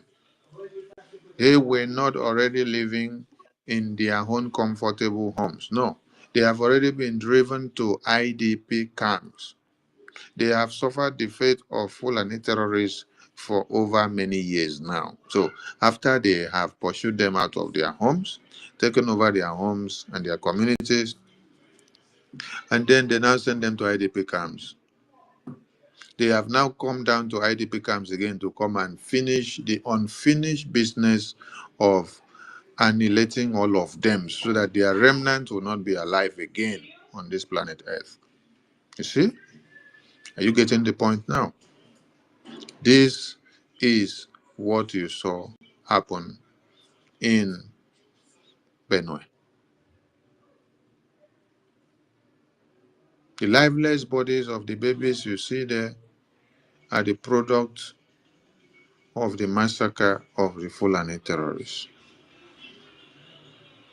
The people of those communities will be wishing, if they had the opportunity, if they had the ability to have embraced the hand of fellowship from the Biafra Defense Forces when it was given to them in December 2023, that this wouldn't have befallen them today.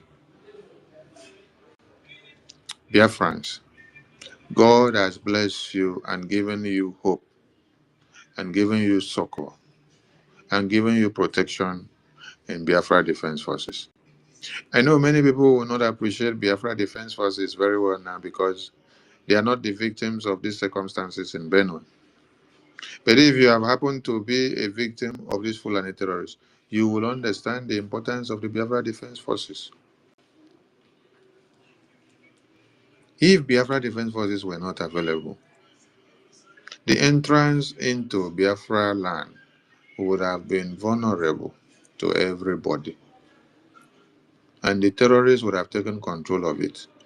Just like the other speaker said,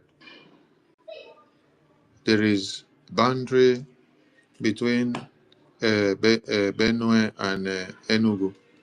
So if they are able to penetrate and to go in, that means you are all gone. You see why the terrorists, governors, and senators and ministers of Nigeria are serving in Biafra land.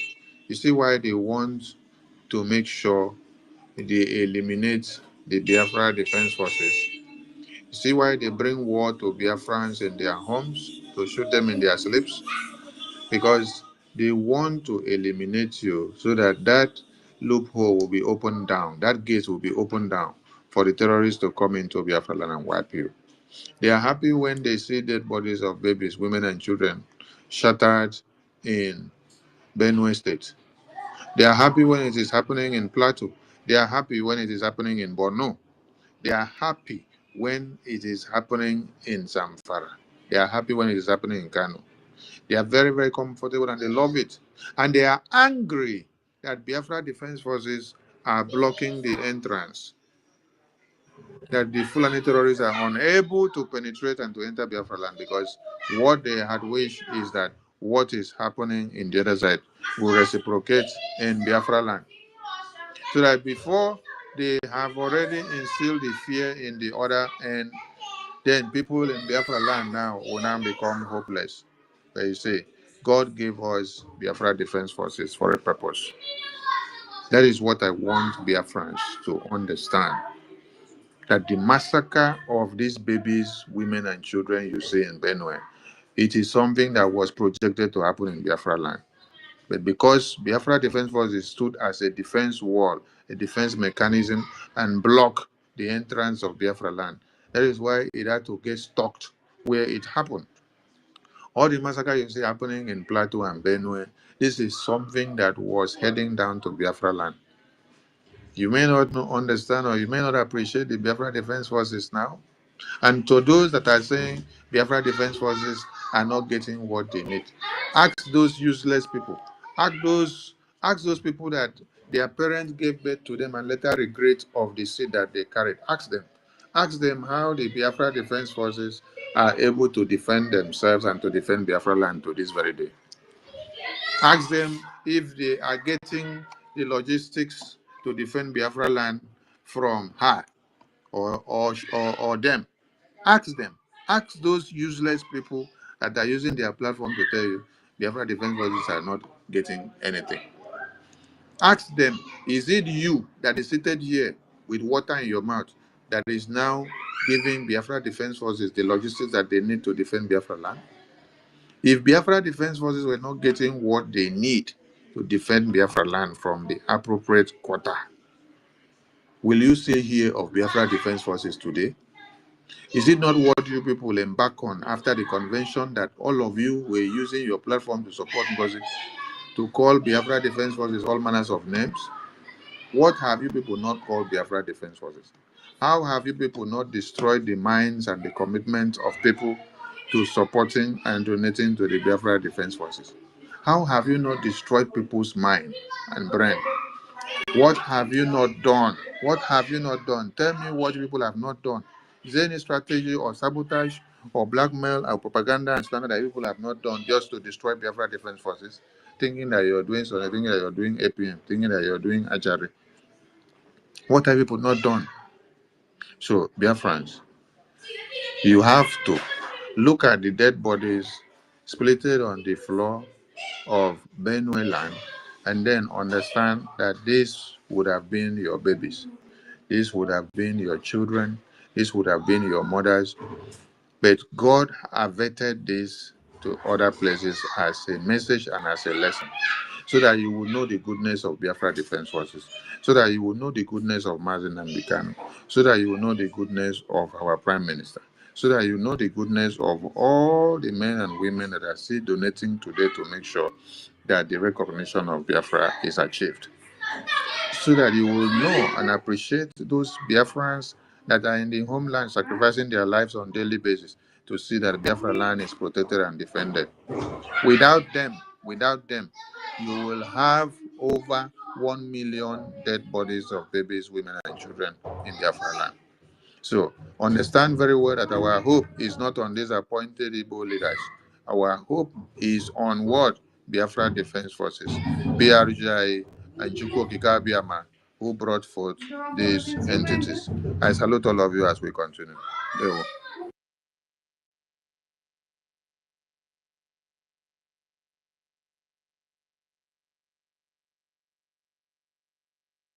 Yes, they were my honorable Minister of Information. Thank you very much, Professor. Are you close? So maybe when I was go on, my brother.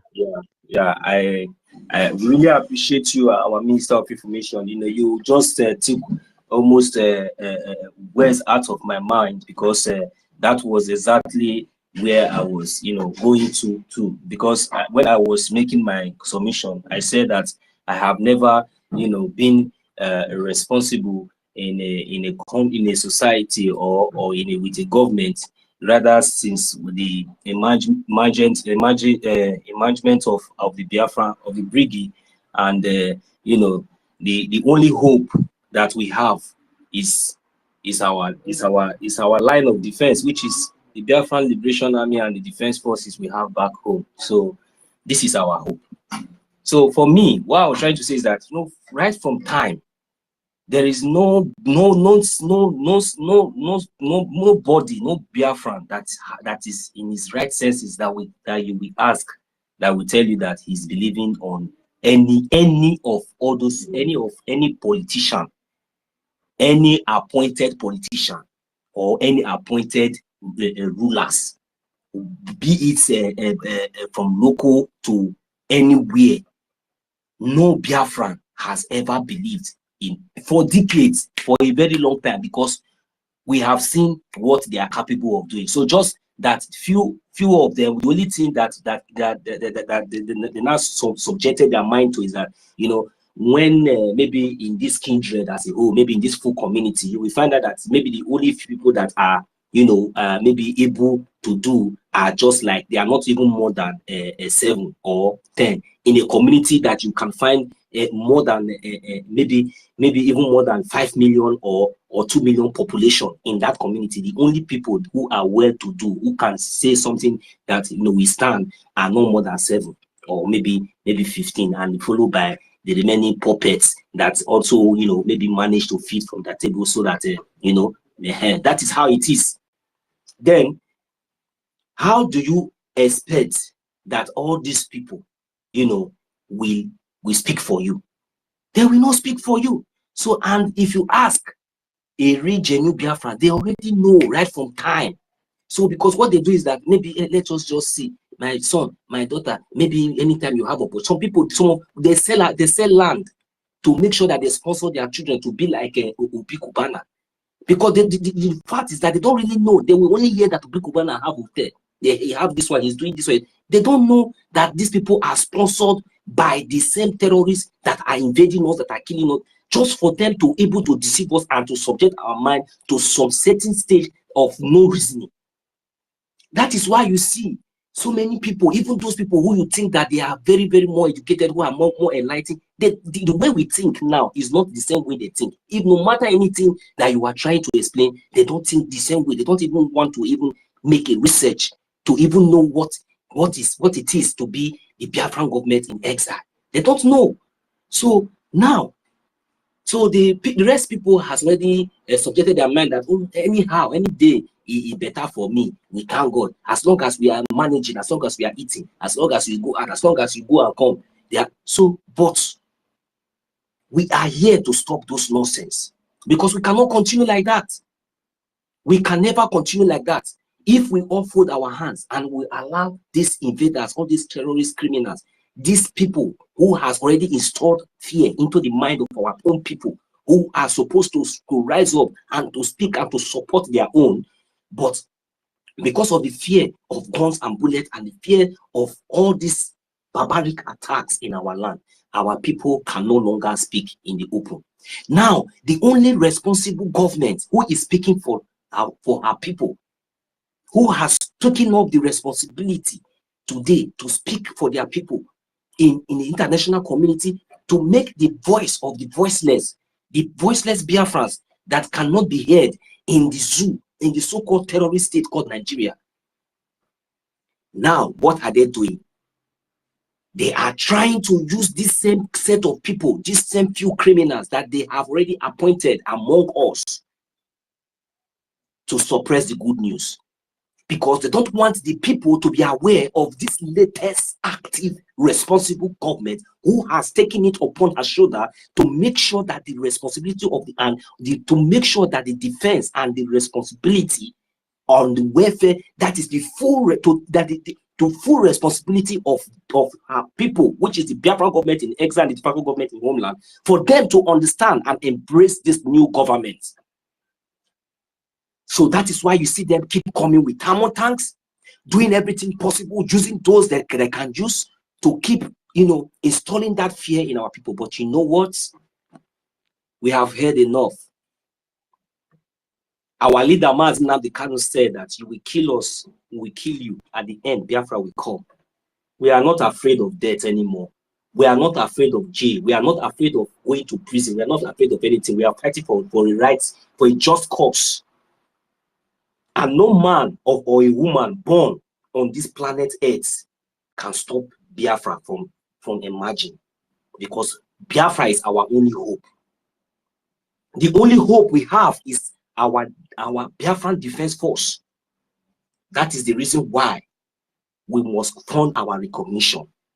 We must continue to fund this government, support our government until the world will hear our voice. It doesn't really matter the intimidation, the injustice that we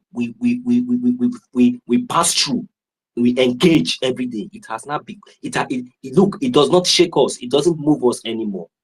But one thing is sure, one thing is certain: Biafrans are light. Whenever there is light, darkness comprehended it not.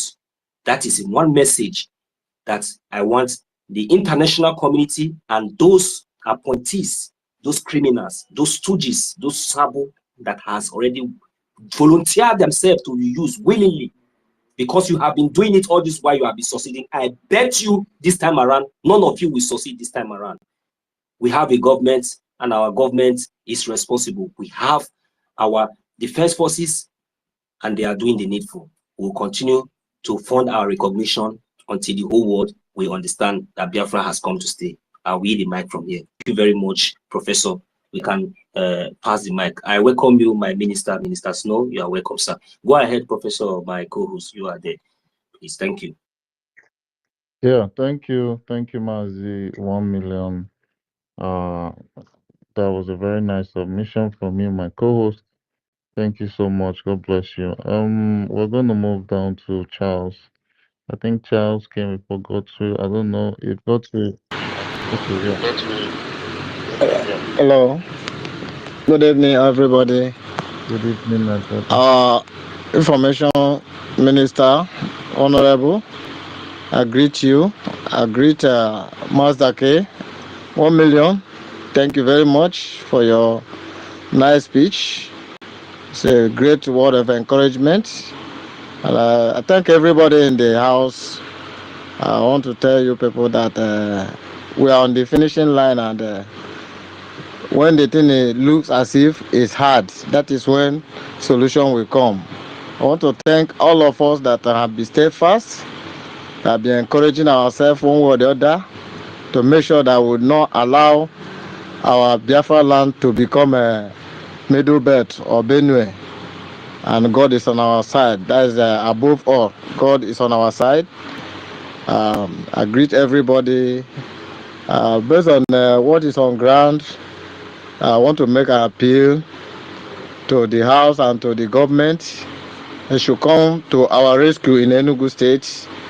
A lot of community have been taken over by these people. I know they will not succeed, but they are really attacking us there, especially that Yamuf area, Abugo, Kano Central, all those areas. They are already attacking us. I know that government have gotten the message, but I'm joining our voice with the Enugu State to plead for them to come and help us, because these people, they are on us now. They are really attacking us. You can see over 2 weeks now, they have been attacking us with the help of the politicians on our land. They are the one helping them, the so-called PGs, the Igwes, maybe whether to give them an action for them to know that what we are doing, they cannot overpower us. One of the chief in my village, day first day, I wrote something on my Facebook page that anyone still accusing our Prime Minister Simon Ekpa as the cause of killing in Nigeria, that person is an idiot. Just the chief now come to my comment section and was asking me that I'm too big, that this kind of comment is not what I'm supposed to be posting in social media, that it does not befit my personality. You know, they know me as a very good and person that shouldn't be posting such a thing. So I now answered him. I said, I did not mention anybody's name. What I'm saying is that these people are just fighting, making sacrifice to save you, and many people, instead of encouraging them, appreciating them, they are not fighting them because they want to remain slave. But everybody cannot be slave to the Caliphate and Britain. So what I'm saying is, in order I know that many of them, I know where that word is coming from. Maybe it's from my community Igwe. Cannot talk to me direct, so he has to use one of the chief to tell me that I should not be talking about Biafra. So, but it will not work. It will not work, and they can't do me anything.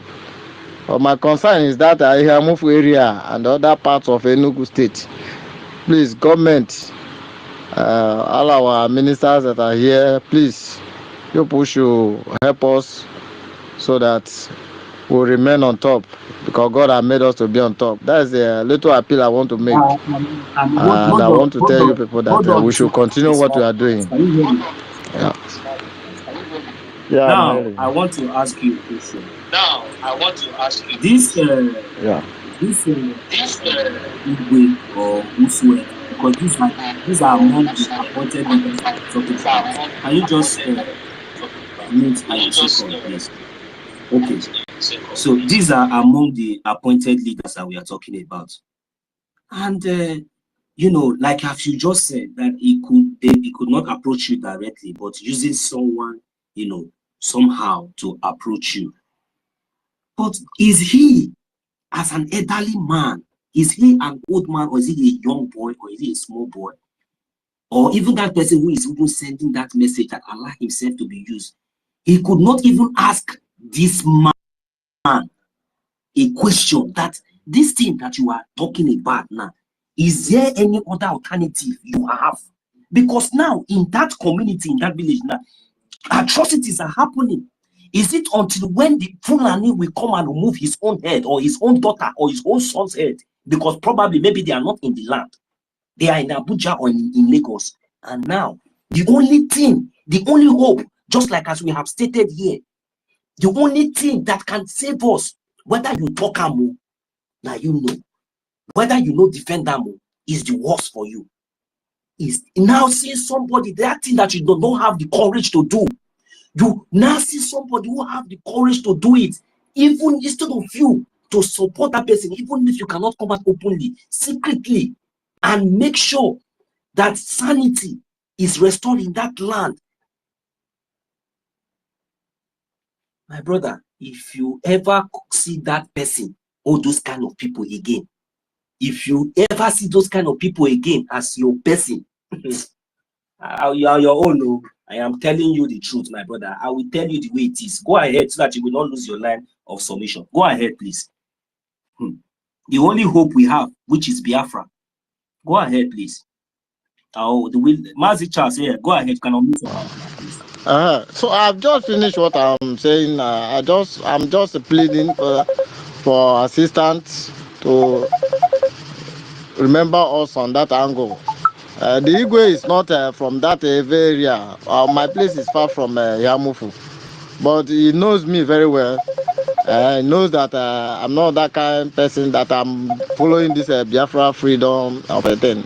He knows very well, but he cannot confront me, because when we were in a meeting one time, because I was there now, so he now said something. He said that he was calling a zoo just to make me believe that he still understand what is going on.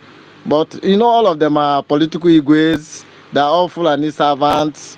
And sometimes when somebody will post in our platform, in our community platform, anything about what the Fulani is doing, he will give order to delete it. Sometimes he will use his hand to delete it.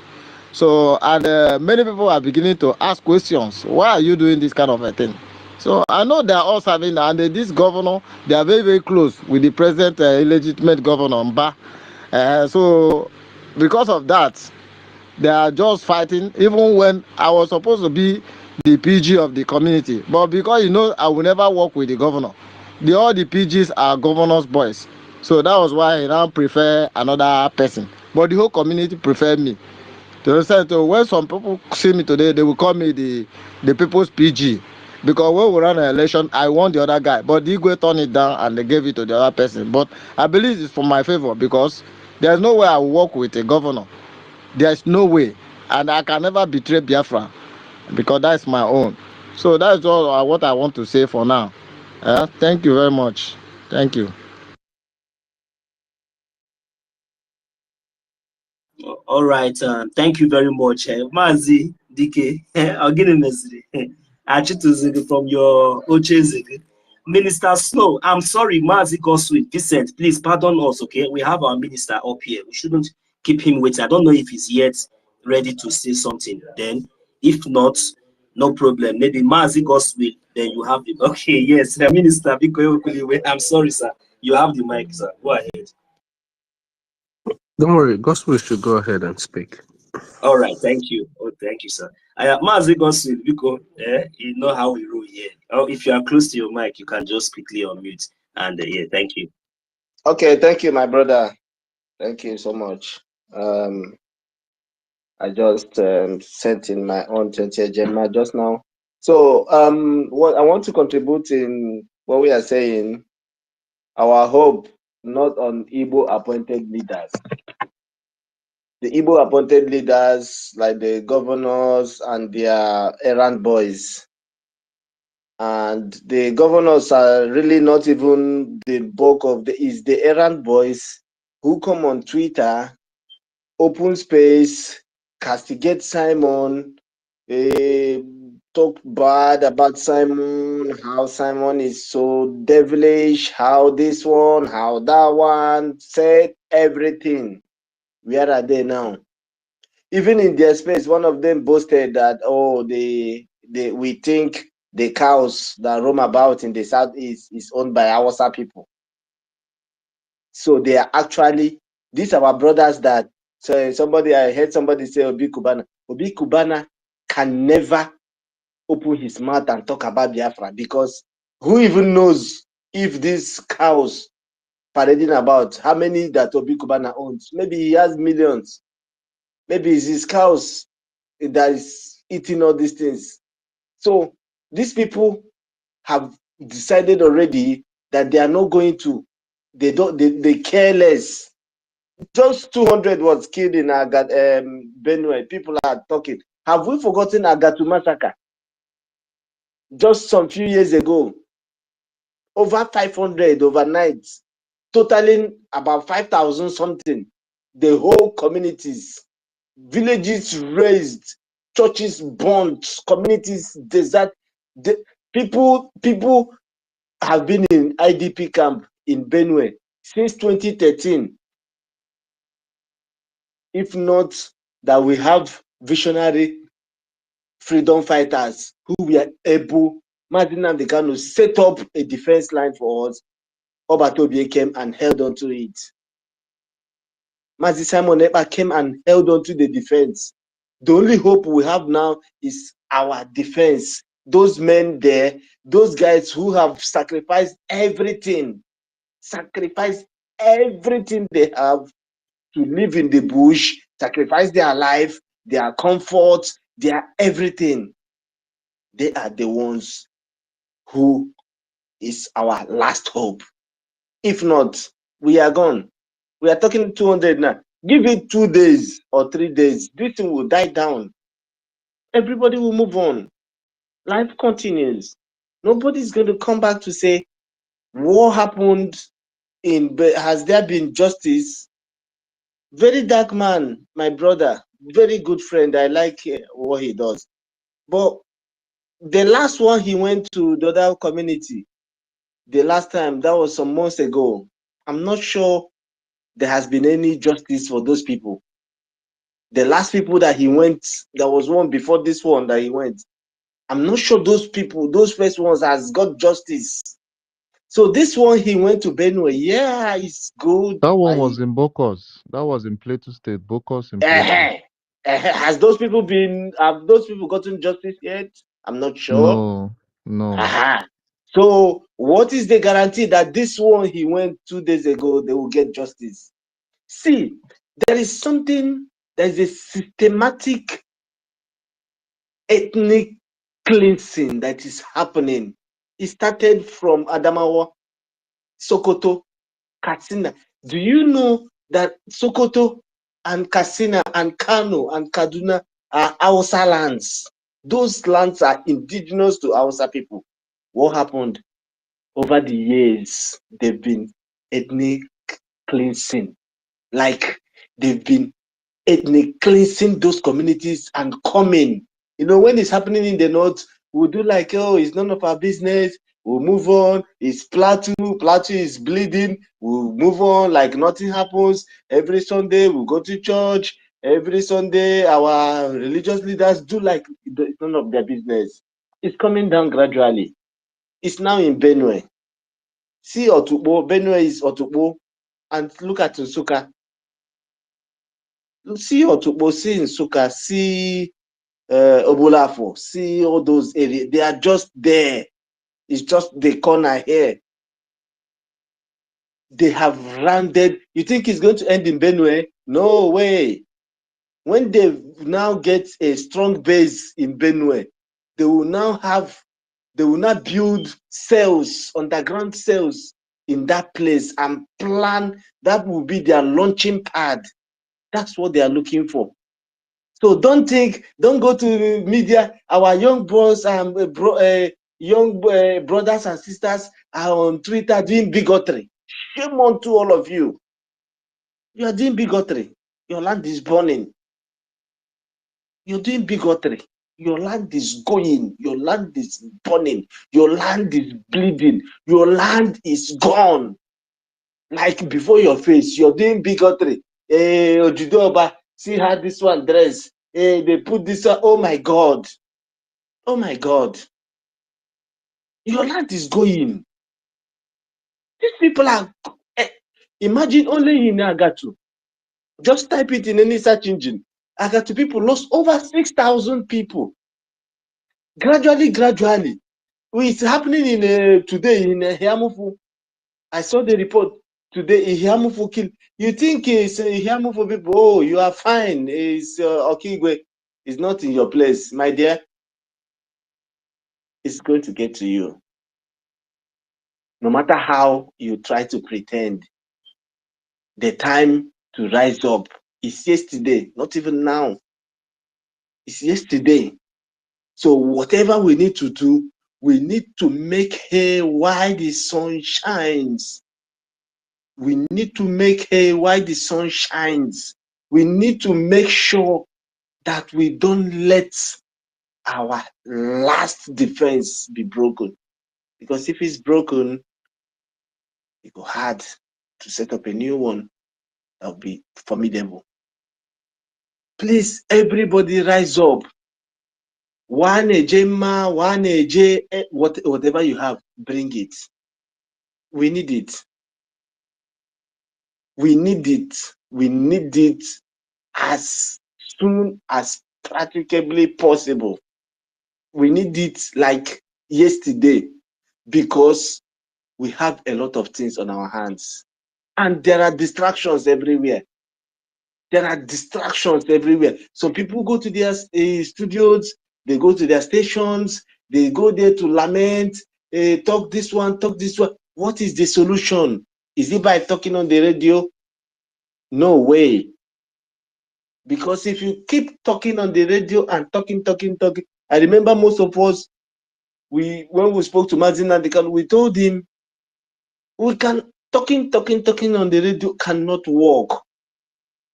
That was how Mazin Nandekan brought out BSS. It was initially BSS, Biafra Security Service, BSS.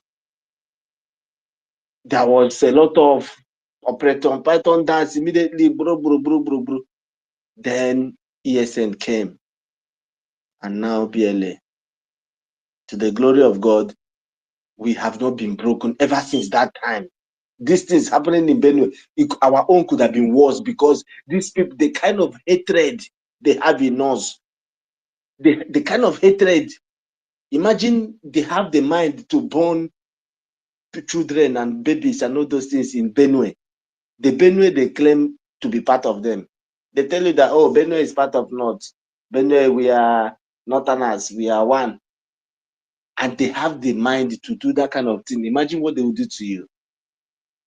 Imagine what they're going to do to you when they get to your place. They kind of hate, they have this pathological hatred in them about where we are. They hate us like, well, how do we liberate ourselves? We have been bewitched with their cows. We have been bewitched with their witchcrafts they put in their cow meat, and they have bewitched us. Why things are happening? You see people, they'll bring out their phone to be videoing. We have been bewitched. That is why somebody will come and tell you that she's now a government. That she's now a government. She went to register something in another country and tell you that she's now a full government, and you did not ask questions. All these things are effects of all the poisonous evil we have eaten from their cow and their goat that is in our system. I don't see the reason why up till now there are still people who support NGOZI or BRGIE. I can't believe that up till now there's somebody, whether you are even Igbo or you're not Igbo, that is following such a person. On what grounds? You are saying you are a full government, this is a government on the social media. This is the time for all of us. Nobody should come and say, hey, they are waiting to see action before they join. That is the same thing Mazi Nnamdi Kanu talked in 2012. So those people are still not going to come. If you are those people that will call them in their stations and say, why we are not supporting this, because we are waiting to see action, then you will see Igbo men, big Igbo men. Is a lie. Those rich Igbo men, they were here when Mazi Nnamdi Kanu was crying for $1 in America. They turned around and called him warmonger. World Igbo Congress released a statement. It's associating, telling Mazi Nnamdi Kanu is a warmonger. Where are those men today? Where are they today? Where are they to come and defend us? Where are the obedience who we are not happy when court discharged Mazi Nnamdi Kanu? The Igbo people, we are tweeting on their page with sadness and condemning the government that released their own. People with Igbo names, maybe they are not Igbos, but they had Igbo names, and some that I know. We are against court pronouncement discharging their own. Federal government now capitalize on it. So when you see them talk, government did this, government is, they encouraged impunity. They encouraged worse things than impunity. Because when the court discharged Mazi Nnamdi, appeal court, most of the obedient influencers you see today, who are Igbo people, we are against the judgment. They posted on their social media, they condemned it, they did all manner of things. And federal government was like, oh, thank God. We never knew. Your last line of defense, you broke it, and you want them to give your person president. You think you'll be taken serious. You people should have just been doing Nicodemus with Mazi Nnamdi Kanu.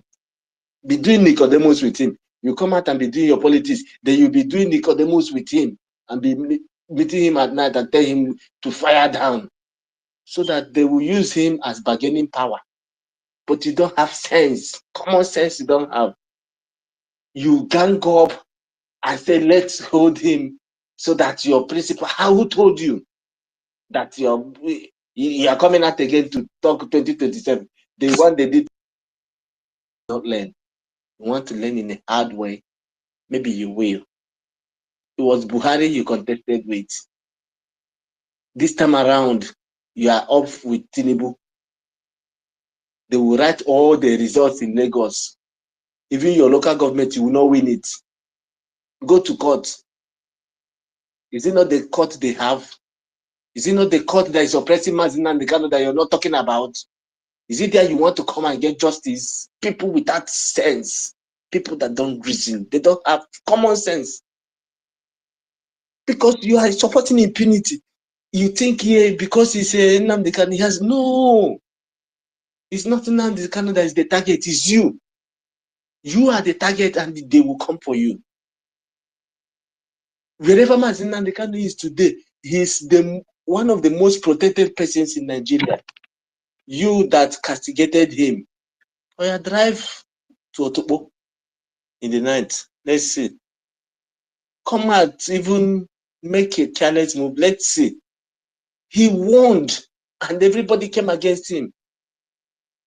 If not that Simon, God brought him from nowhere. Many of us here didn't know that Simon used to do a program.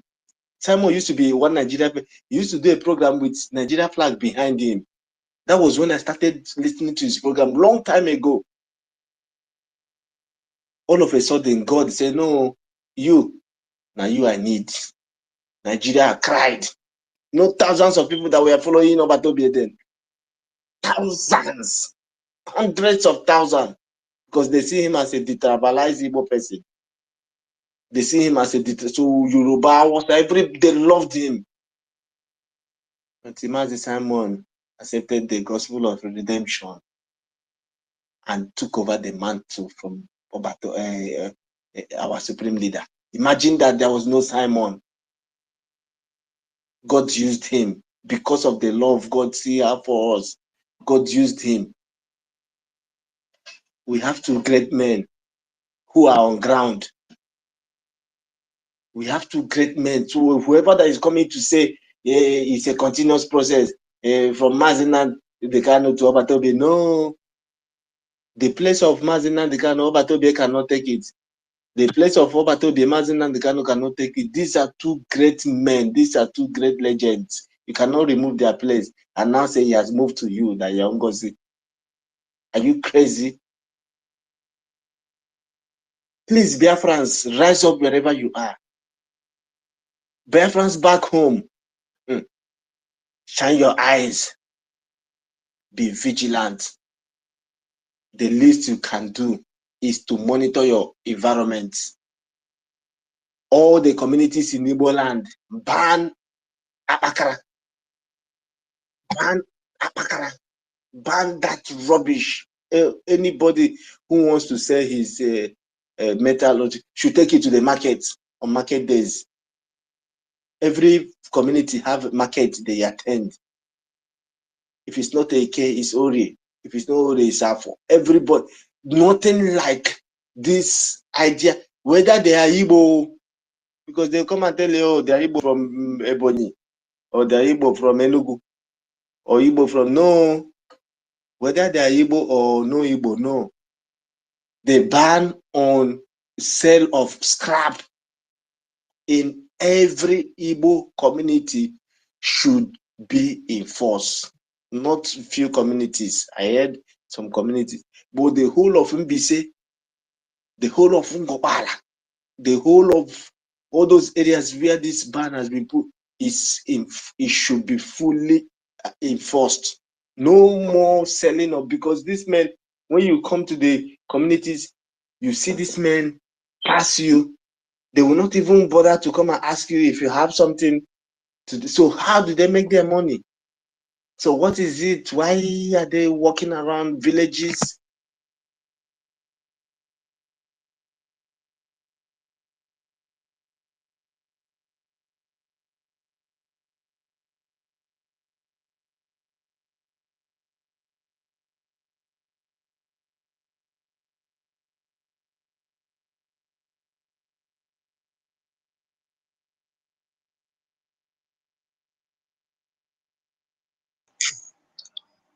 I can't hear him anymore.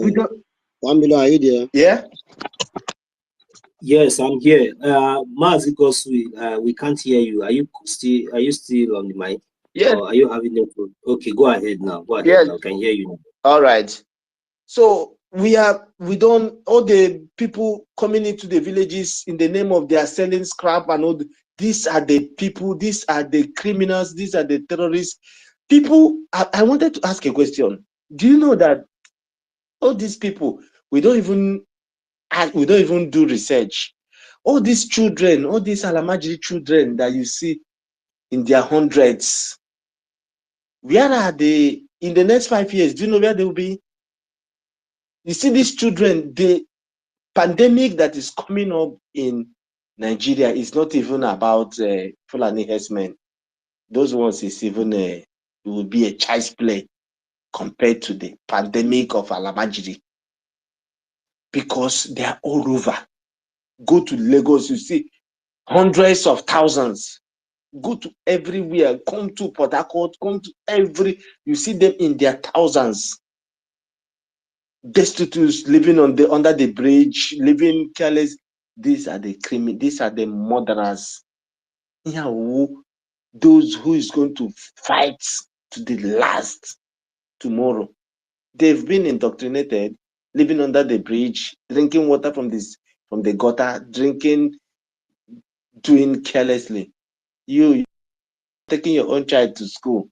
They are seeing you every morning. You carry your child in school. You drive past them. Sometimes you don't even give them money. Sometimes you give them money. You drive with your kids to school. You go and drop them in the afternoon. You go and pick them from school. You take them. They have been under the bridge. They are seeing. That's a danger, because tomorrow, those are the marauders. Those are the people who will take away sleep from our eyes if nothing is done now. If we don't get Biafra, I was talking to one of them on their space, and I said, if we don't get Biafra, that one say, don't talk about Biafra. We're talking about good governance. I just laughed. If we don't get Biafra in the next 15, 20 years, all these boys you see in their hundreds everywhere. There's no part of Igbo land you go to, from Umuahia down to Aba, down to Owerri, down to everywhere, that you don't see all those children, Alamajiri children, in their hundreds. Do you know what will be their fate in the next 10 years? Those will be the foot soldiers, that people who drink water from gutter. If they are thirsty, they go to gutter and drink water. The mosquito bite them from childhood till they are adults. So normally they are not okay. Their brains are not, they don't see you as a human. I don't know. So it's a problem. So if you think, oh, it's about Biafra, I'm not a Biafra agitator. I'm not IPOB. IPOB are terrorists. IPOB is destroying Igbo. Is this the agitators, Elohim, this, that, all the stupid things that did just that call themselves Igbo influencers talk. You think it's by that? You're a big man, you're living in VI. The last time I was in VI, look at the number of Alamajiri in VI. You think you're a big man, you are in VI. These ones will grow up in VI. Under these places where big mosquito like a bee is biting them, they would stay there and grow up and continue to see you drive past with your children inside your AC car. And you think it will happen? No, now. They will use you, they will kidnap you, they will mess your children up, they will mess everything, they will collect money from you, they will acquire more arms, they will chase you away from them. You have not seen anything. It's going to happen, because that's the ugly, the worst. We are even talking about Fulani herdsmen now. Those ones are even operating from bush. These ones are already in the city. These ones are already in the city, begging their mothers to carry them as toddlers. You see the mother will carry two black, dark-looking vultures on their two hands and be begging you for money and be doing like this. You see the small ones around, plenty. Give those ones 15 years. They are the murderers you see. They are the everything. They will terrorize you. They're already in the city. S-Men is operating from bush. The Alamajiri is already in the city. That is conquest.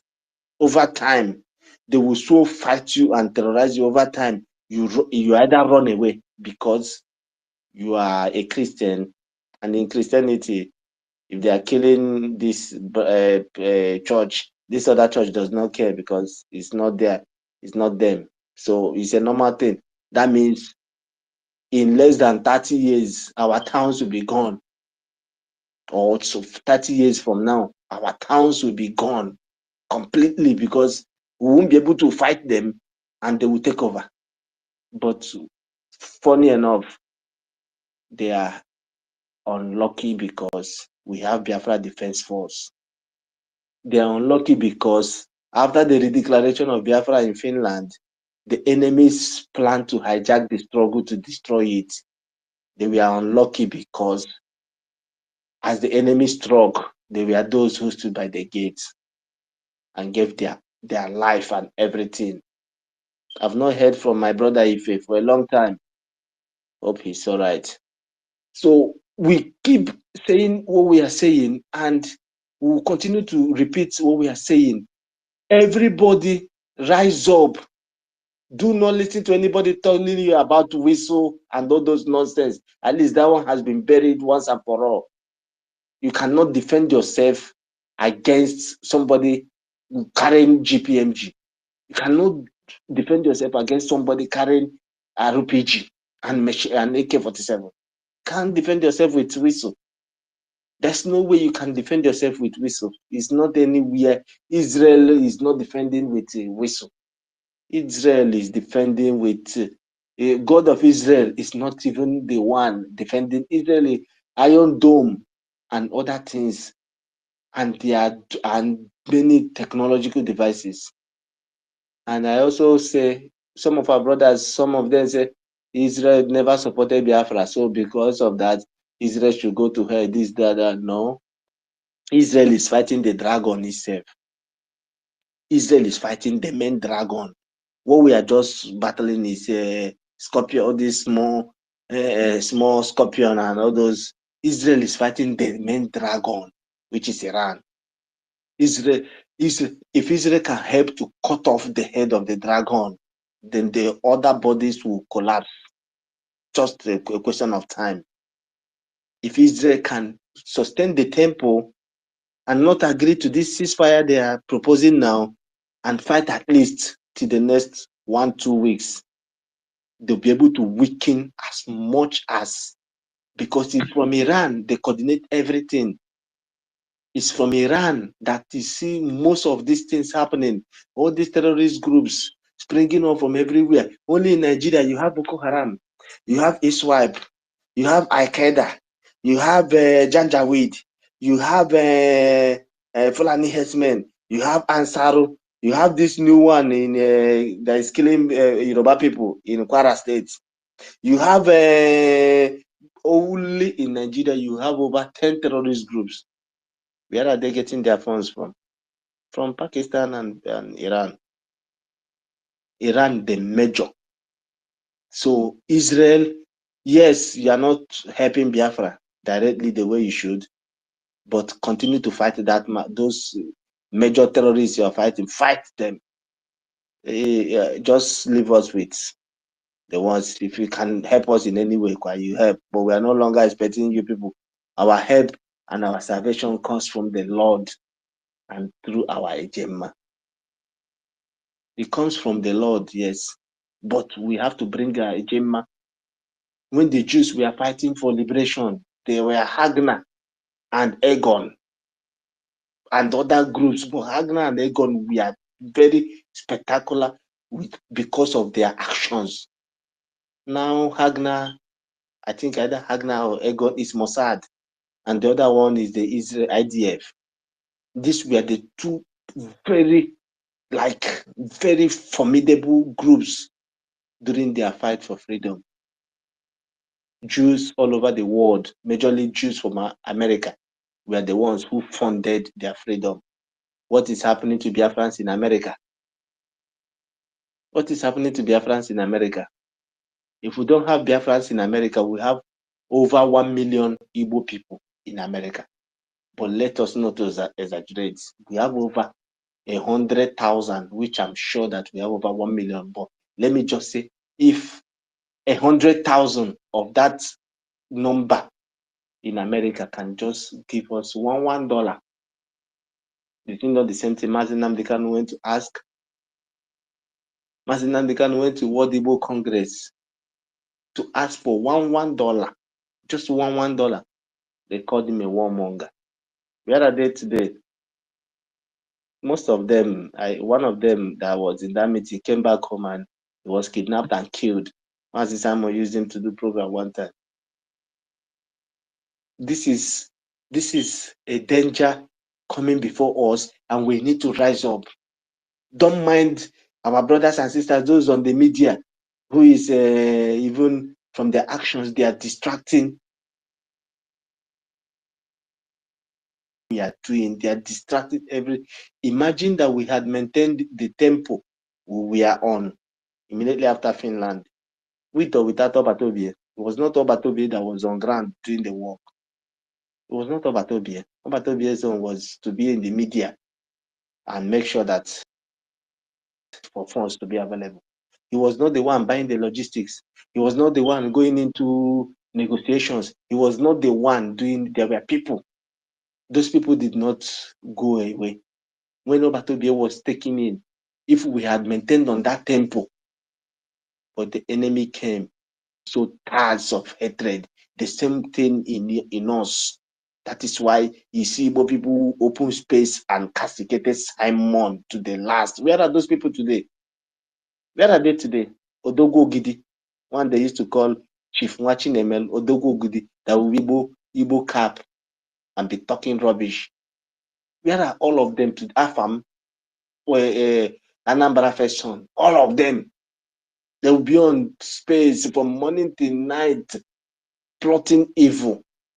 Now you have succeeded. Have you not? Have you not taken away Simon since November here? So what is happening? 200 has been killed in Benue and some in Ihamufu. Nobody is talking. Nobody is speaking. Everybody has abandoned us. Biafrans, you need to make your donations in any currency. If you have a J, bring. If you have SEFA, bring. If you have Euro, bring. You have whatever it is you have. The Biafra Republic government in exile accepts every currency. Bring it. We need it for the multi-dimensional approach that PM mentioned. It says multi-dimensional approach. It's not only one approach. The approach is multi-dimensional and it requires a lot of capital. It requires a lot.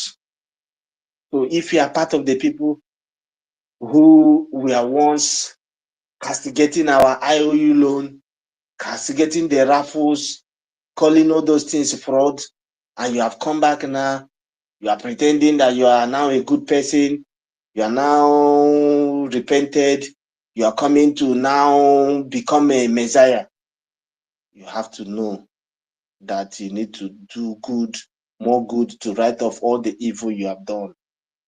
You have to do more good to write off all the things, all those people you deceived. You have to go and bring them back and say, I deceived you. Until then, you don't have the moral justification. You don't have the moral rights. You don't have the moral standing. You don't have whatever it takes to come and dictate what should be happening. The time we rise up is now. Our men are ready to fight. They need food. First of all, food. They need water. They need food to eat and have strength to fight. They need water to quench their thirst. And they need other things. Cigar. They need all those things because men that are in the bush, they need all those things to sustain. Then they need the men things to now work with. How will all these things happen? It's money. To feed those number of men in a day costs a lot of money. So going to your page and be talking nonsense, talking rubbish because you own a channel. You are talking rubbish, talking trash in your station because you own a channel. To feed those men, only feeding, only clothes that they are wearing boots. Are you happy to see the ones, the psychiatric woman paraded on slippers? how has tried to wear boot. All those things cost money to maintain, to sew clothes. All those things, it costs money. So the little people are bringing, don't go and demoralize them from your utterances. From your utterances, stop demoralizing people. Encourage them. Tell people to come up. We need to defend our land in unity and not in division, because the enemy came to sow a seed of division, so that while we are some of our brothers, half of the ones who are doing politics are on the space doing bigotry. Then the ones who are into freedom fighting divided. Then our land is at the back being taken away by those who are not on social media, by those whose interest is to go to villages and burn children to ashes. How wicked and devilish this people are. But they will meet their downfall in Biafra land. We are going to fight them. It's not all of us that will be in the battlefield, but everybody is important in their way. Those who can bring a gemma, bring a gemma. Those who can donate materials, donate. However you can do. Mazin and the can say, anything you can do to bring Biafra, please do it. Thank you, my brothers and my sisters. May God continue to bless us and guide us all. Thank you so very much. Thank you very much for all the wonderful lines you've just touched, all your submissions. Chukukika Abiyama will continue to enrich and bless you with wisdom, guide and protect you wherever you are residing, whether in Biafra land or in diaspora. So the same prayer goes to each and every one of us. Mazi Vincent, your hands has been off for a very long time. Please, I see you are close. You can unmute your mic and make your submission. Thank you. Good evening, 1 million. Good evening, our honorable information. Good evening, our COS, Mr. Snow. Good evening, all the real Biafrans, the strong pillars of BRGIE. I greet everybody. The topic said, our hope not on Igbo appointed leaders, rather BGF and BRGIE / Enugu State, Enugu. You see, this very topic is very, very nice topic. There is no time a true Biafran will believe on all those appointed leaders. Because you that is believing in them, are you believing in them based on they can help you in any way? No. They can't even help you in your need. They can't even help you in any area of life. Neither. What they will always do is how to collect from you, making you to be stressing yourself and be giving to them, why they are supposed to be the one giving you. But all they will be interested on is giving for you, giving to them. That is how they have structured it, and that is why they have appointed them there too. That is why they have appointed them to be there. What they are doing is what they appoint them to do. The people that appoint them, it is what they give them as mandate to do, is what they will do. And that they are doing is exactly what they ask them to do. Our brother, I speak last. Thank you very much for that, your word. That you touch based on those selling apakara, tingum. All those things don't supposed to exist anymore in Igbo land. Enugu State is bleeding. They said, if you see the kind of massacre, the kind of court they give to Biafran men, those that is believing in one Nigeria. Because the reason why that court got to them like that, because they are believing in one Nigeria. If you believe in your father's land will protect you. But I always tell them, when you don't believe in your father's land will reject you. And that thing that they are doing to them at Gariki is Enugu State. How can somebody come all the way from northern side, come to your own land and defeat you? That means your land have rejected you already. And the reason why the land is rejected them is because they are the one that caused it. You know that you are a Biafra, and you are not even proud of that who you are. They are telling you one Nigeria. Who want Nigeria help?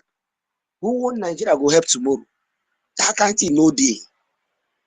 Nothing like one Nigeria from Azim. You're not supposed to be waiting person with the open mouth they talk. And you are believing in them. And you always come out to vote and say you cast your votes. After you vote finish, the person you vote in, they will not allow the person to rule you. They will appoint the person they want that will obey them. And whoever that is working for that person must obey them, will obey all of them. That is how they have structured it. Benue people, that they are burning their children. You see children as in burning them as if they are goat meat. And they say they have government, they have senators. All those things are the appointees, appointee leaders. That is what they have placed everywhere in their so-called Zugeria. That is why you see all the whole police station. You see the DPO is Fulani man. Talk more of military. They have said is repentant Boko Haram. When you start appointing the people that is killing your citizens to your military, are you seeing the same? Mazi 1 million, please answer me this question. When you start appointing terrorists to your military, are the military still going to function very well? Mazi 1 million, can you hear me? If you that is catastrophic now. Example of what we are seeing in the zoo, just like the way they are slaughtering 200 people in a day, and Tinubu is going to commission roads. So what do you expect? So that is just that.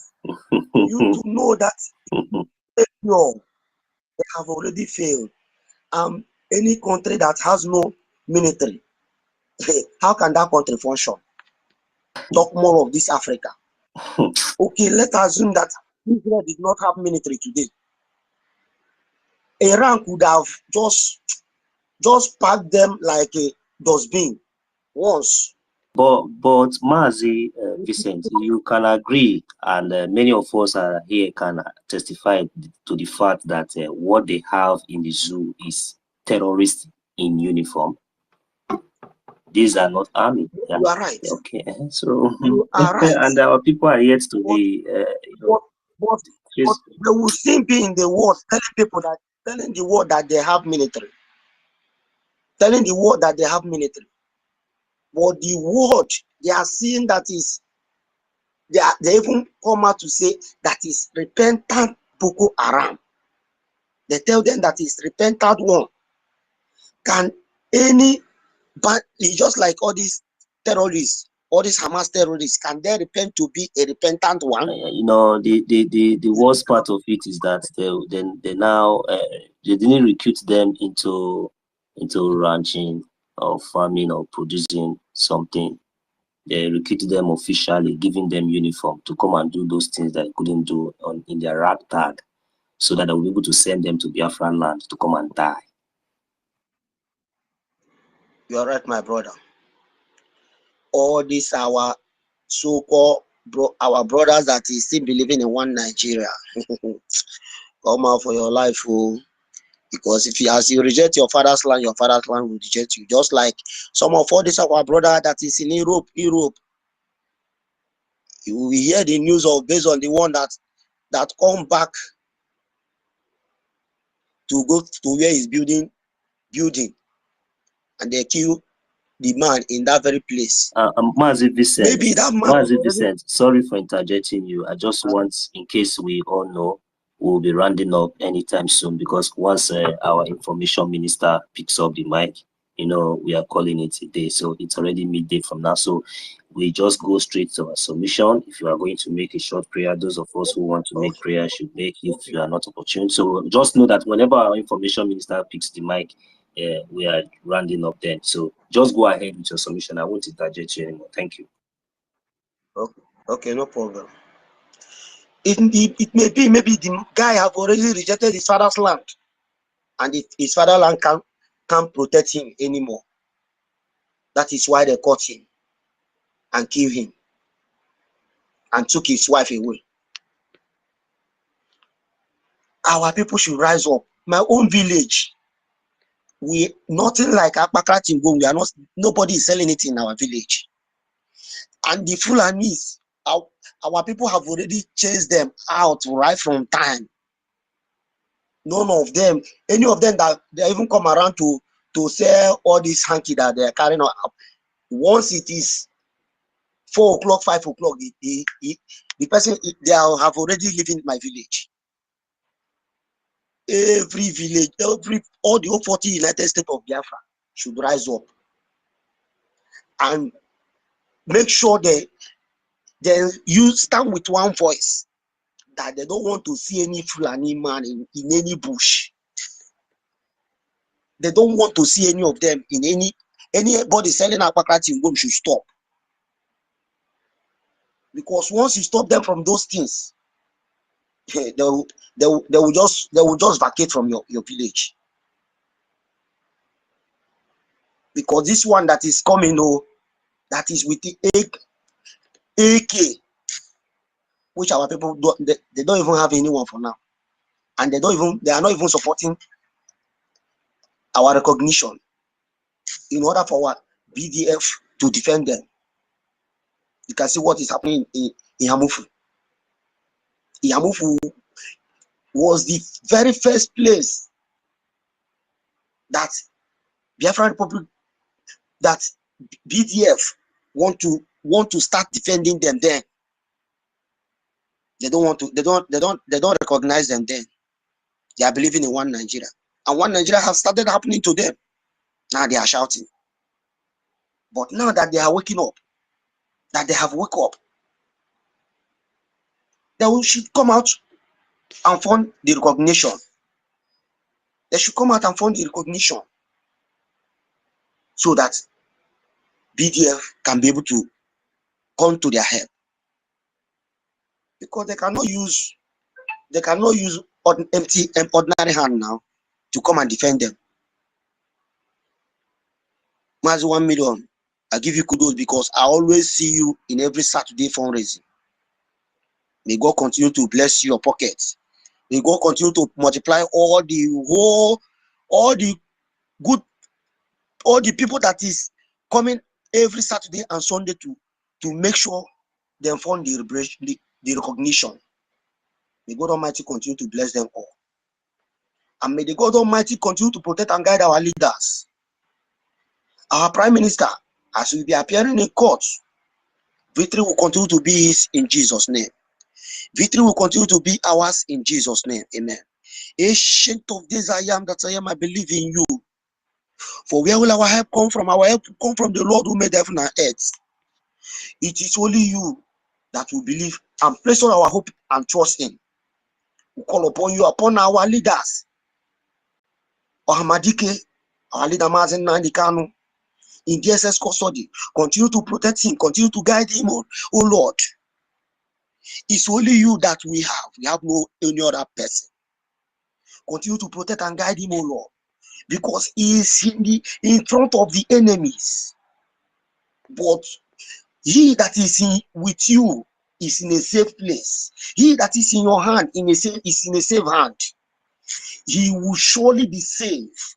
He will surely be safe and be strong for us, and continue to defeat them until they say, "Go, we are tired of you." And so shall it be. Now, Chiko Kabia Mapure Henine. He say, He said, are you my mouth? Thank you. he said, who never talk? Oh? Who never talk when you're on mic? Minister of Information, yeah, welcome, sir. I just make the announcement a few minutes ago that maybe professor and engineer was kicked out. He has been dragging to be there. So, engineer, please just go ahead. 1 minute. Let's wrap it up. Thank you.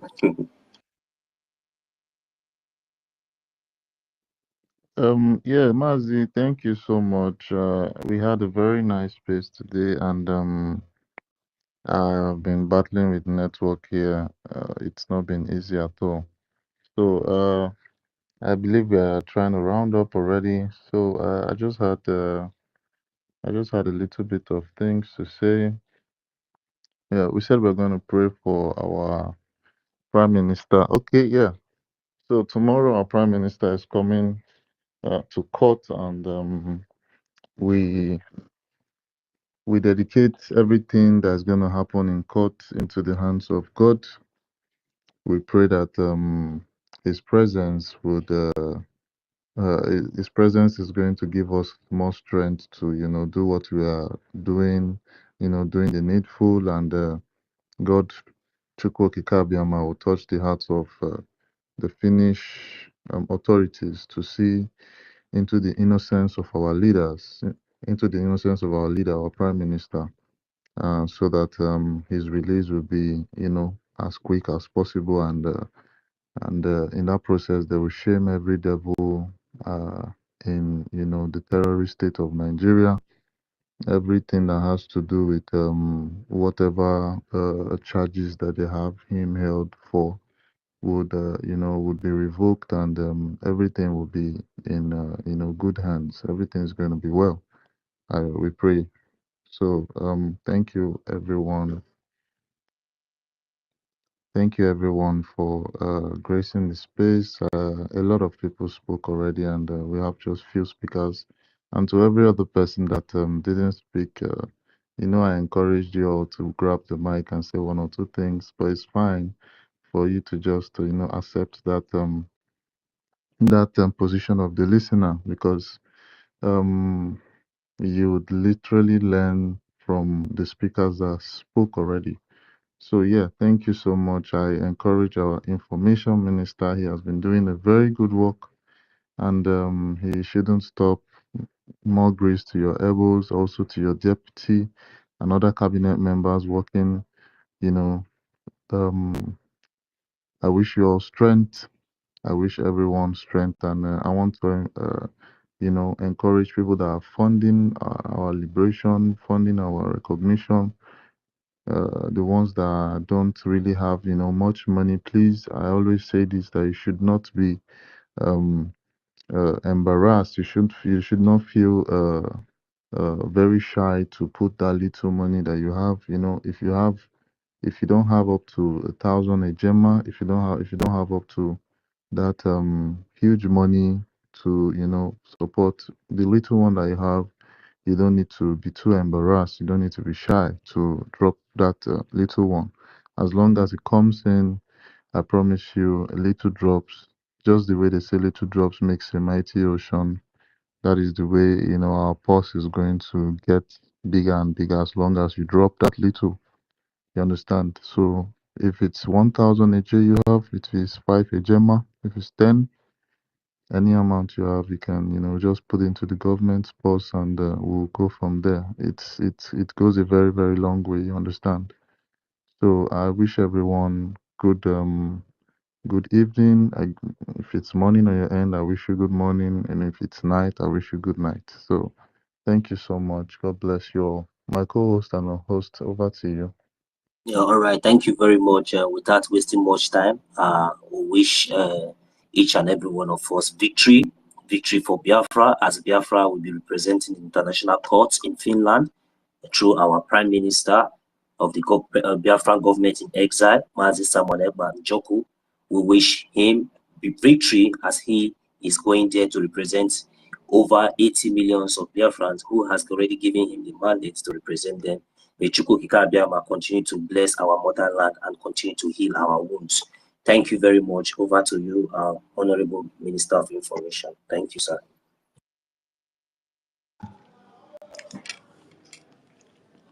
Thank you to everyone for all your support, your formidability, your consistency, your focus, your concentration on Biafra. All your donations are appreciated. All your sacrifices are appreciated.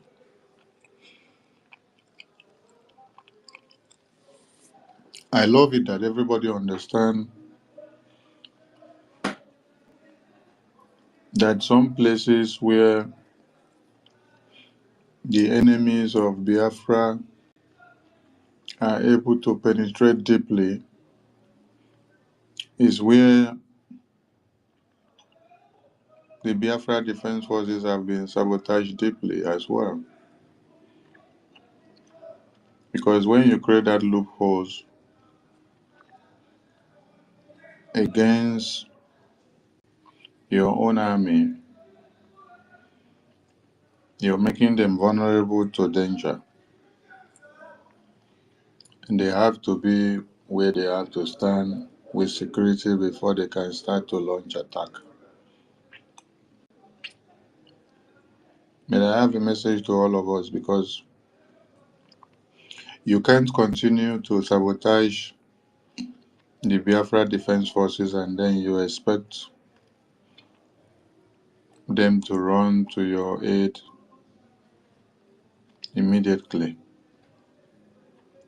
What you should be doing is to give intel to Biafra Defense Forces, stop sabotaging them, stop neglecting them, stop embracing Nigeria terrorist government, because your only hope is Biafra. A lot of casualties that are happening are not supposed to be happening.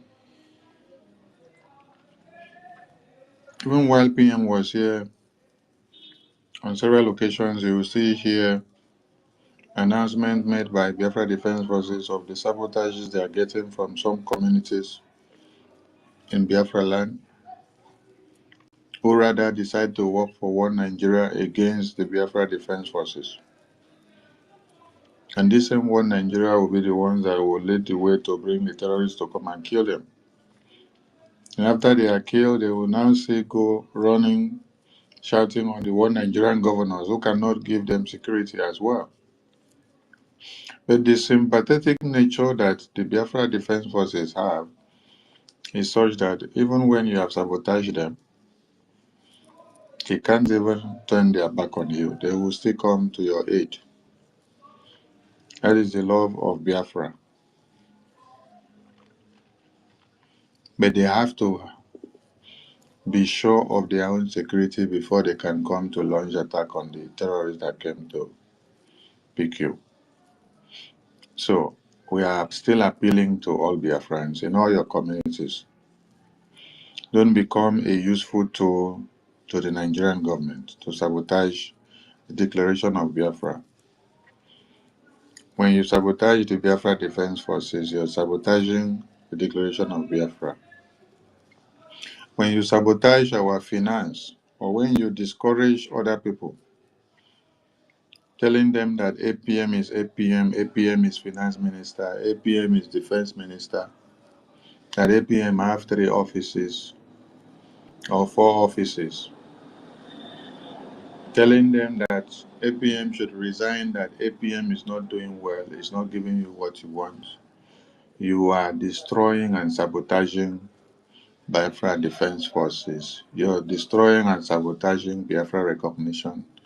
You're destroying and sabotaging the Biafra liberation.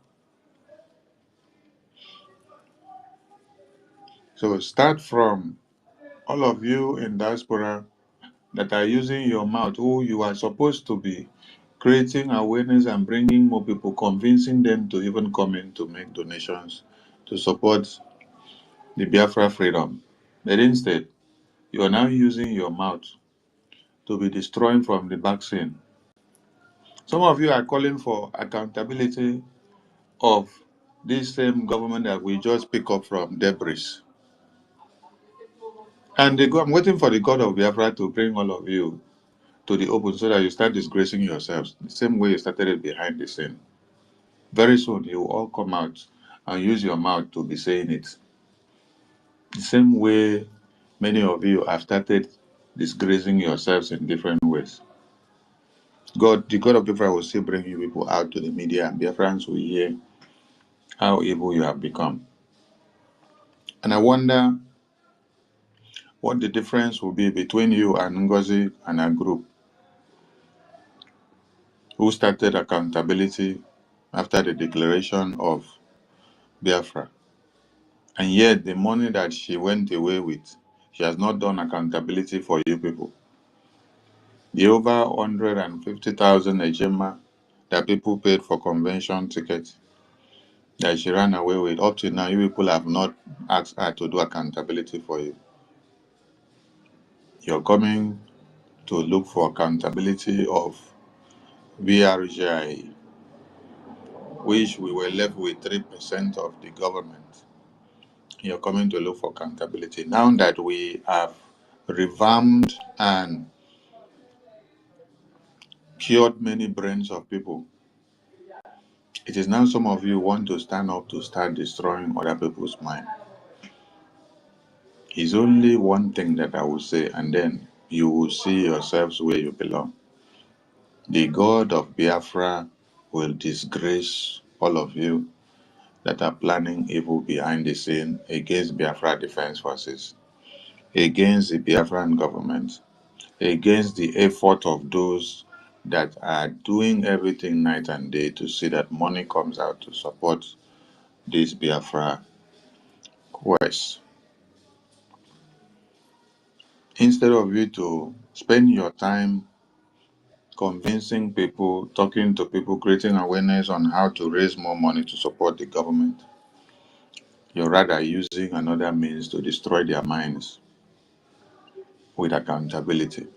Same accountability you people wanted to use to kill our Prime Minister.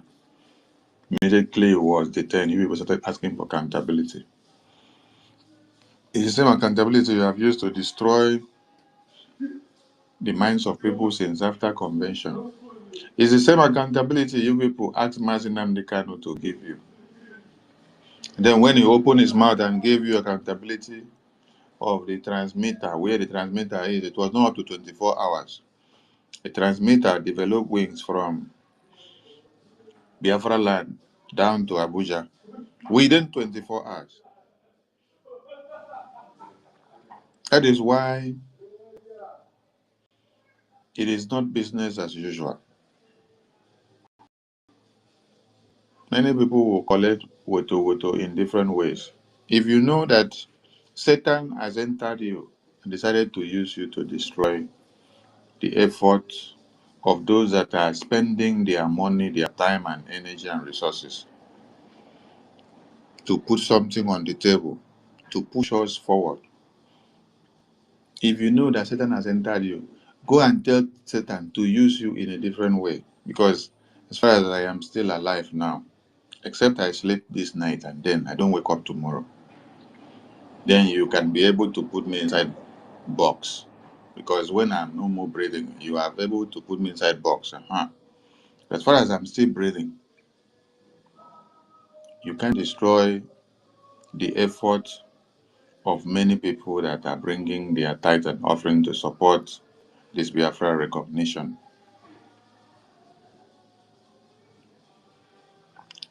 Do not allow Satan to use you. I'm resounding it again. Do not allow Satan to use you. Allow God to use you to convince more Biafrans to bring more money to support this Biafra. Do not allow Satan to use you to destroy the minds of others, because your own case will be very disgraceful. Everybody should pray for our leaders, our Prime Minister, our Supreme Leader, and our leaders in the Defense Council. Pray for them. Pray for them. Pray for our leaders in the Defense Council. Pray for our leaders in the Defense Council. Pray for them. Because the defense of Biafra is on their shoulder. The lifeline of Biafra is on their shoulder. That we still speak Biafra is on their shoulder. Pray for God to activate the Iron Dome, which Israel is using in Israel to intercept all the attack that is coming. Pray for God to activate his own above the Biafra Defense Council, starting from the first top-ranking officer of the Biafra Defense Council to the very last. Pray for God, Chukwu Okike, to shield them all round. Yes, so that the hands of the enemy will not touch them.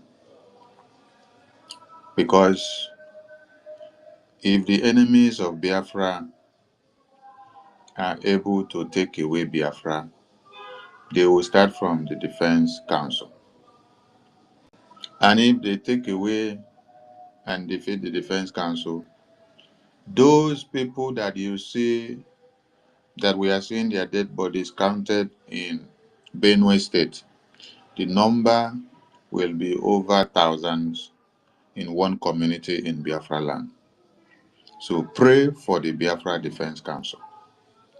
And also for some of you that may be doing one thing or another that will be distracting the focus of the Biafra Defense Council, desist from it. Yes, desist from it, because they have a lot to do with now. Biafra Defense Council has been in battle for weeks. And anytime you see one of their personnel come to speak to you online to drop one message or another, they speak while in battlefield. And as they finish speak, they return back to battlefield. Because they are in war, they have to plan of how to face the war that is happening in Biafra land. As we all gather here, they are in war. As we speak here day and night, they are in war. They are in the bushes. They are not inside houses as we are. They don't have electricity as we have. They don't have pipe-borne water as we have. They don't have radio and television as we have. They don't have laptop as we have. They don't have good telephone as we have. They don't have good network coverage as we have to do anything they want to do. They don't have the pleasure of life as we have. But they have put all their lives on the line just to see that Biafra land is secured. I'm calling on all Biafrans to pray for our Biafra Defense Forces every single time that you have. Do that prayer financially, socially, mentally, and otherwise, logistically, or anyhow you can do the prayer. Do the prayer. Because what you people see on television, shown to you from Benue, is not really clear. Those numbers of 200 that they say massacre is not really clear to you, because before Very Dark Man could get to that place, they have evacuated those bodies and then buried them. Some of them you saw the dead bodies in ashes dead bodies of babies, women, and children in hashes. Now, if you had seen them before those bodies were evacuated from that place, maybe some of you will still have the strength to be able to eat. But there are people that will see that and then they won't be able to eat for the next 1 week. Do you know what it means for your own child, your own mother, your own father, your own siblings or friends? Just let us take, for example, we are all here now in this space. Then all of a sudden, a bomb is thrown in this space now. And then that bomb ended up killing all of us. Let's say the space is where we are physically present. And then they thrown a bomb. A bomb was thrown in and then it detonated and then killed, let's say, all of us, and then remain only one person. Then only that one person now will now be the one to be counting our dead bodies and be seeing our brain cells scattered in pieces. A war massacre happened. Today, they have put that one behind. It happened again in Plateau. They have put everything behind. They still continue to move on. How many times have you heard of a Yamuvo massacre? You people have also forgotten about Izombe massacre. You have also forgotten about Emene massacre, where Biafrans were having their IPOB meeting just in a place. They were just thinking and talking to themselves. They did not carry any weapon. Nigerian terrorists, police, and army invaded there, shot many of them to death. So, Biafra Defense Forces have a great task. So, pray for them, pray for the Defense Council, because they have a lot to do. Pray financially. You know what I mean by pray financially? Pray prayerfully in the spiritual way. Pray logistically, pray mentally. Pray in every way possible you know how to convert your prayer. Do everything you have to do to give all and all to the Biafra Defense Forces and the homeland. Yes. Because without them, the dead bodies of the babies, women, and children would have been piling up in Biafra land and not in Benue. It would have been piling up in Biafra land. It wouldn't have been in Benue. The target is Biafra land. Biafra land. Benue happens to be the road that they have to pass to come in. And because we have not allowed them to pass, so they have to now use the Benue people as human shields. What they are doing is using the Benue people as human shield. That is what everybody needs to understand. They are using them as human shields. They turn them to weapons. Ask yourself, what is the offense of those people burnt to ashes in their sleeps? Nothing. What is the offense of the Biafrans that you woke up to see their dead bodies taken out from the bushes in Iyamufu? You see machetes. They machete their head from head to toe, machete into pieces. What is their offense? But Oluwalemba, Soludo, Uzodimma, they are all tossing bottle of wine, having delivered Biafrans in those communities to the Fulani terrorists to use and do their feast of Jihad. Biafran Defense Forces will not let them go. All of them will be hunted down. It doesn't matter how far and how long Nigerian terrorist government shield them, but they will all be hunted down. That is the assurance of the Biafran Defense Forces to Biafran people. They have never abandoned the Biafran people, no matter the sabotages that they face from some particular ends, and they will continue to go for their succor. My COS, over to you, sir, as we round up.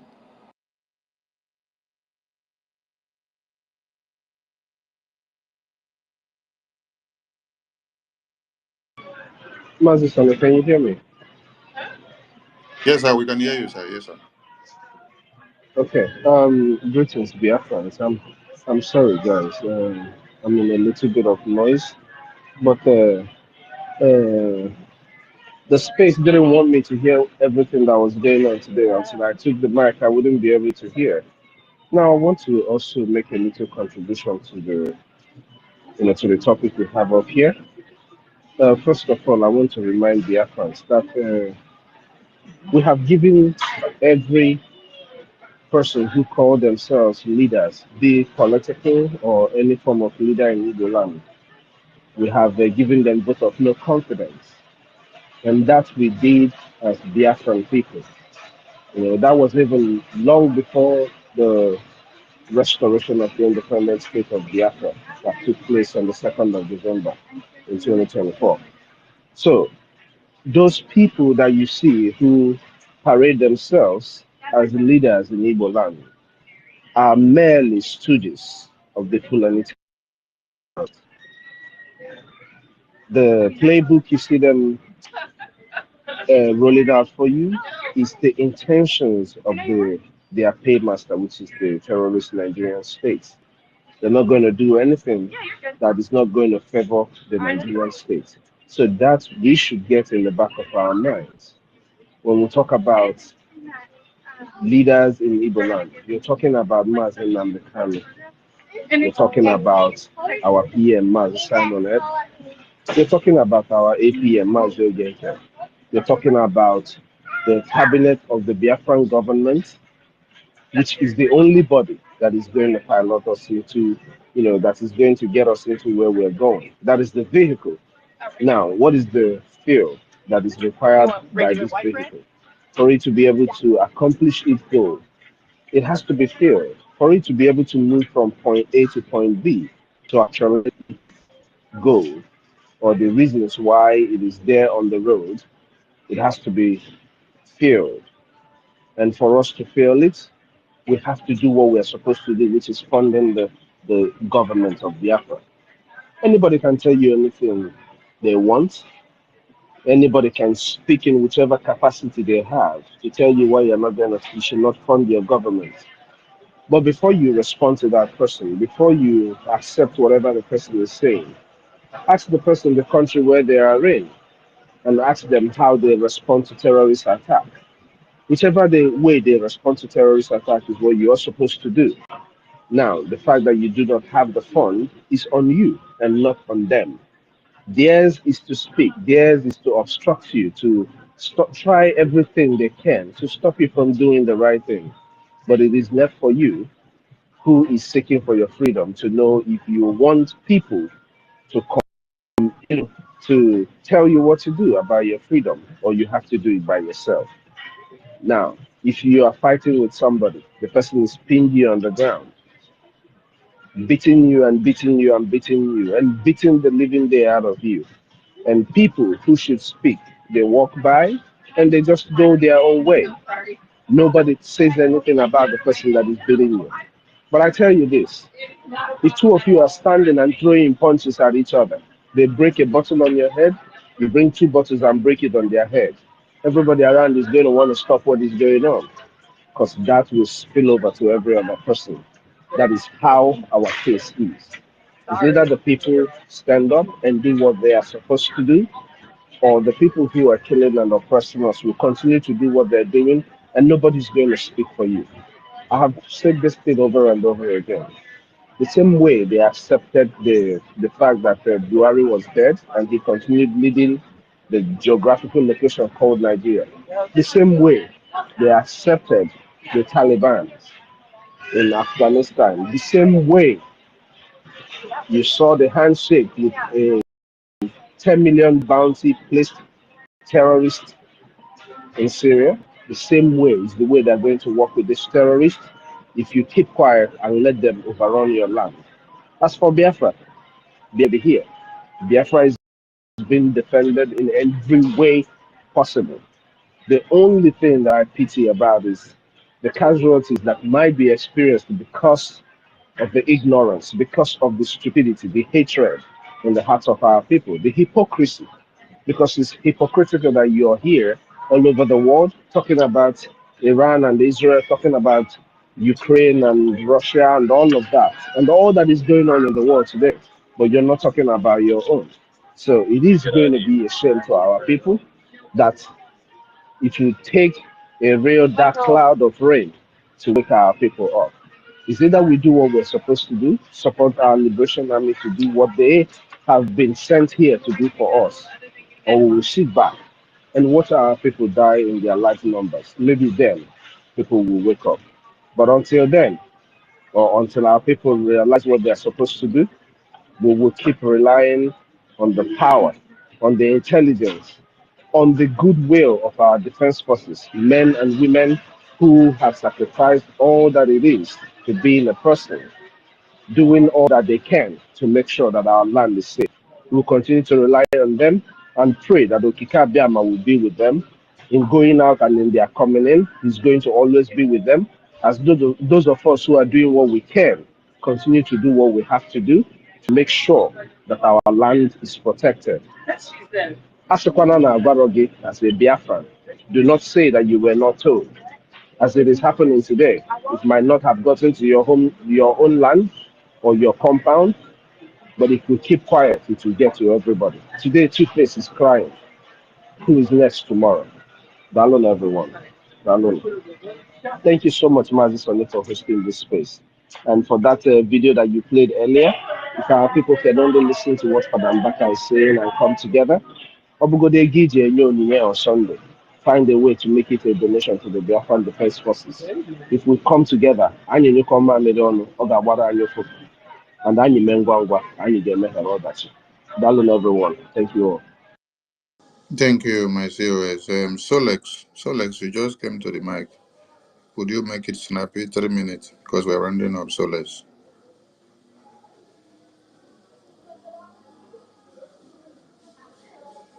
Solex, are you there?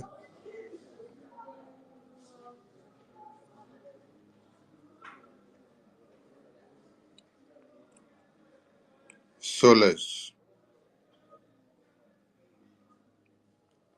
I've been follow come watch now you they do. We just collect mics, sit down there. All right. We look forward to seeing our leaders in court representing Biafra, and we pray for them for victory. Our prayer for them is prayer for Biafra. God will give them the strength. God will give them the courage, the resilience, the power to stand all the travails that have come their way as a sacrifice for Biafra. So every Biafran should ask his or herself another question. Our leaders, our defense forces, our Biafrans in the homeland are sacrificing their lives for Biafra. What is my sacrifice for Biafra? What can I sacrifice now to contribute to the result that is needed? Not what you will do to discourage other people. Yes. Be positive and do away with negative energies. Embrace positive energies that will bring about conviction, redemption, evangelism, and the repentance of other minds, so that can bring them together to come to the realization of the reality before their very eye. The reality has set in since 2012, but a lot of people decided to shy away from it until when they kidnap our supreme leader, they still continue to say, oh, it is their thing. But it is their thing now, has now become Fulani terrorists are everywhere. They are massacring us now in Yamufu. They are massacring us in Oliya, Mutanze, everywhere. They are massacring us in Akwa Ibom, Cross River, Delta, Bayelsa, Port Harcourt, Ebonyi, Imo, Abia, Anambra, Lower Kogi, Lower Benue. It is no more Mazi Nnamdi Kanu thing. It is no more Simon Ekpa thing. It is no more those IPOB people thing. It is no more those Ndi Simon Ekpa or Omo Simon Ekpa. It is no more those Omo autopilot. It is now the reality to everyone.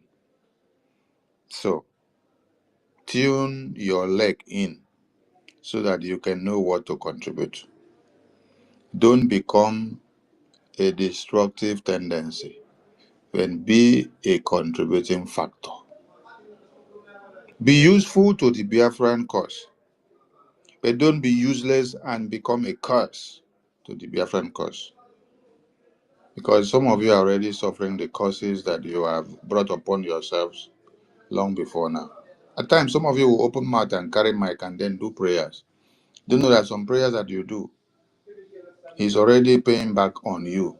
Because as you finish the prayer, you're going back to do the same destruction indirectly without knowing. So the prayer is already bouncing back on you and you're becoming useless every day. I salute all Biafrans and I pray for Chukwu Okike to give all of us the strength to get to the end of this race. He said, he said, he said, see you all in court tomorrow as Biafrans present Biafra to the European Commission.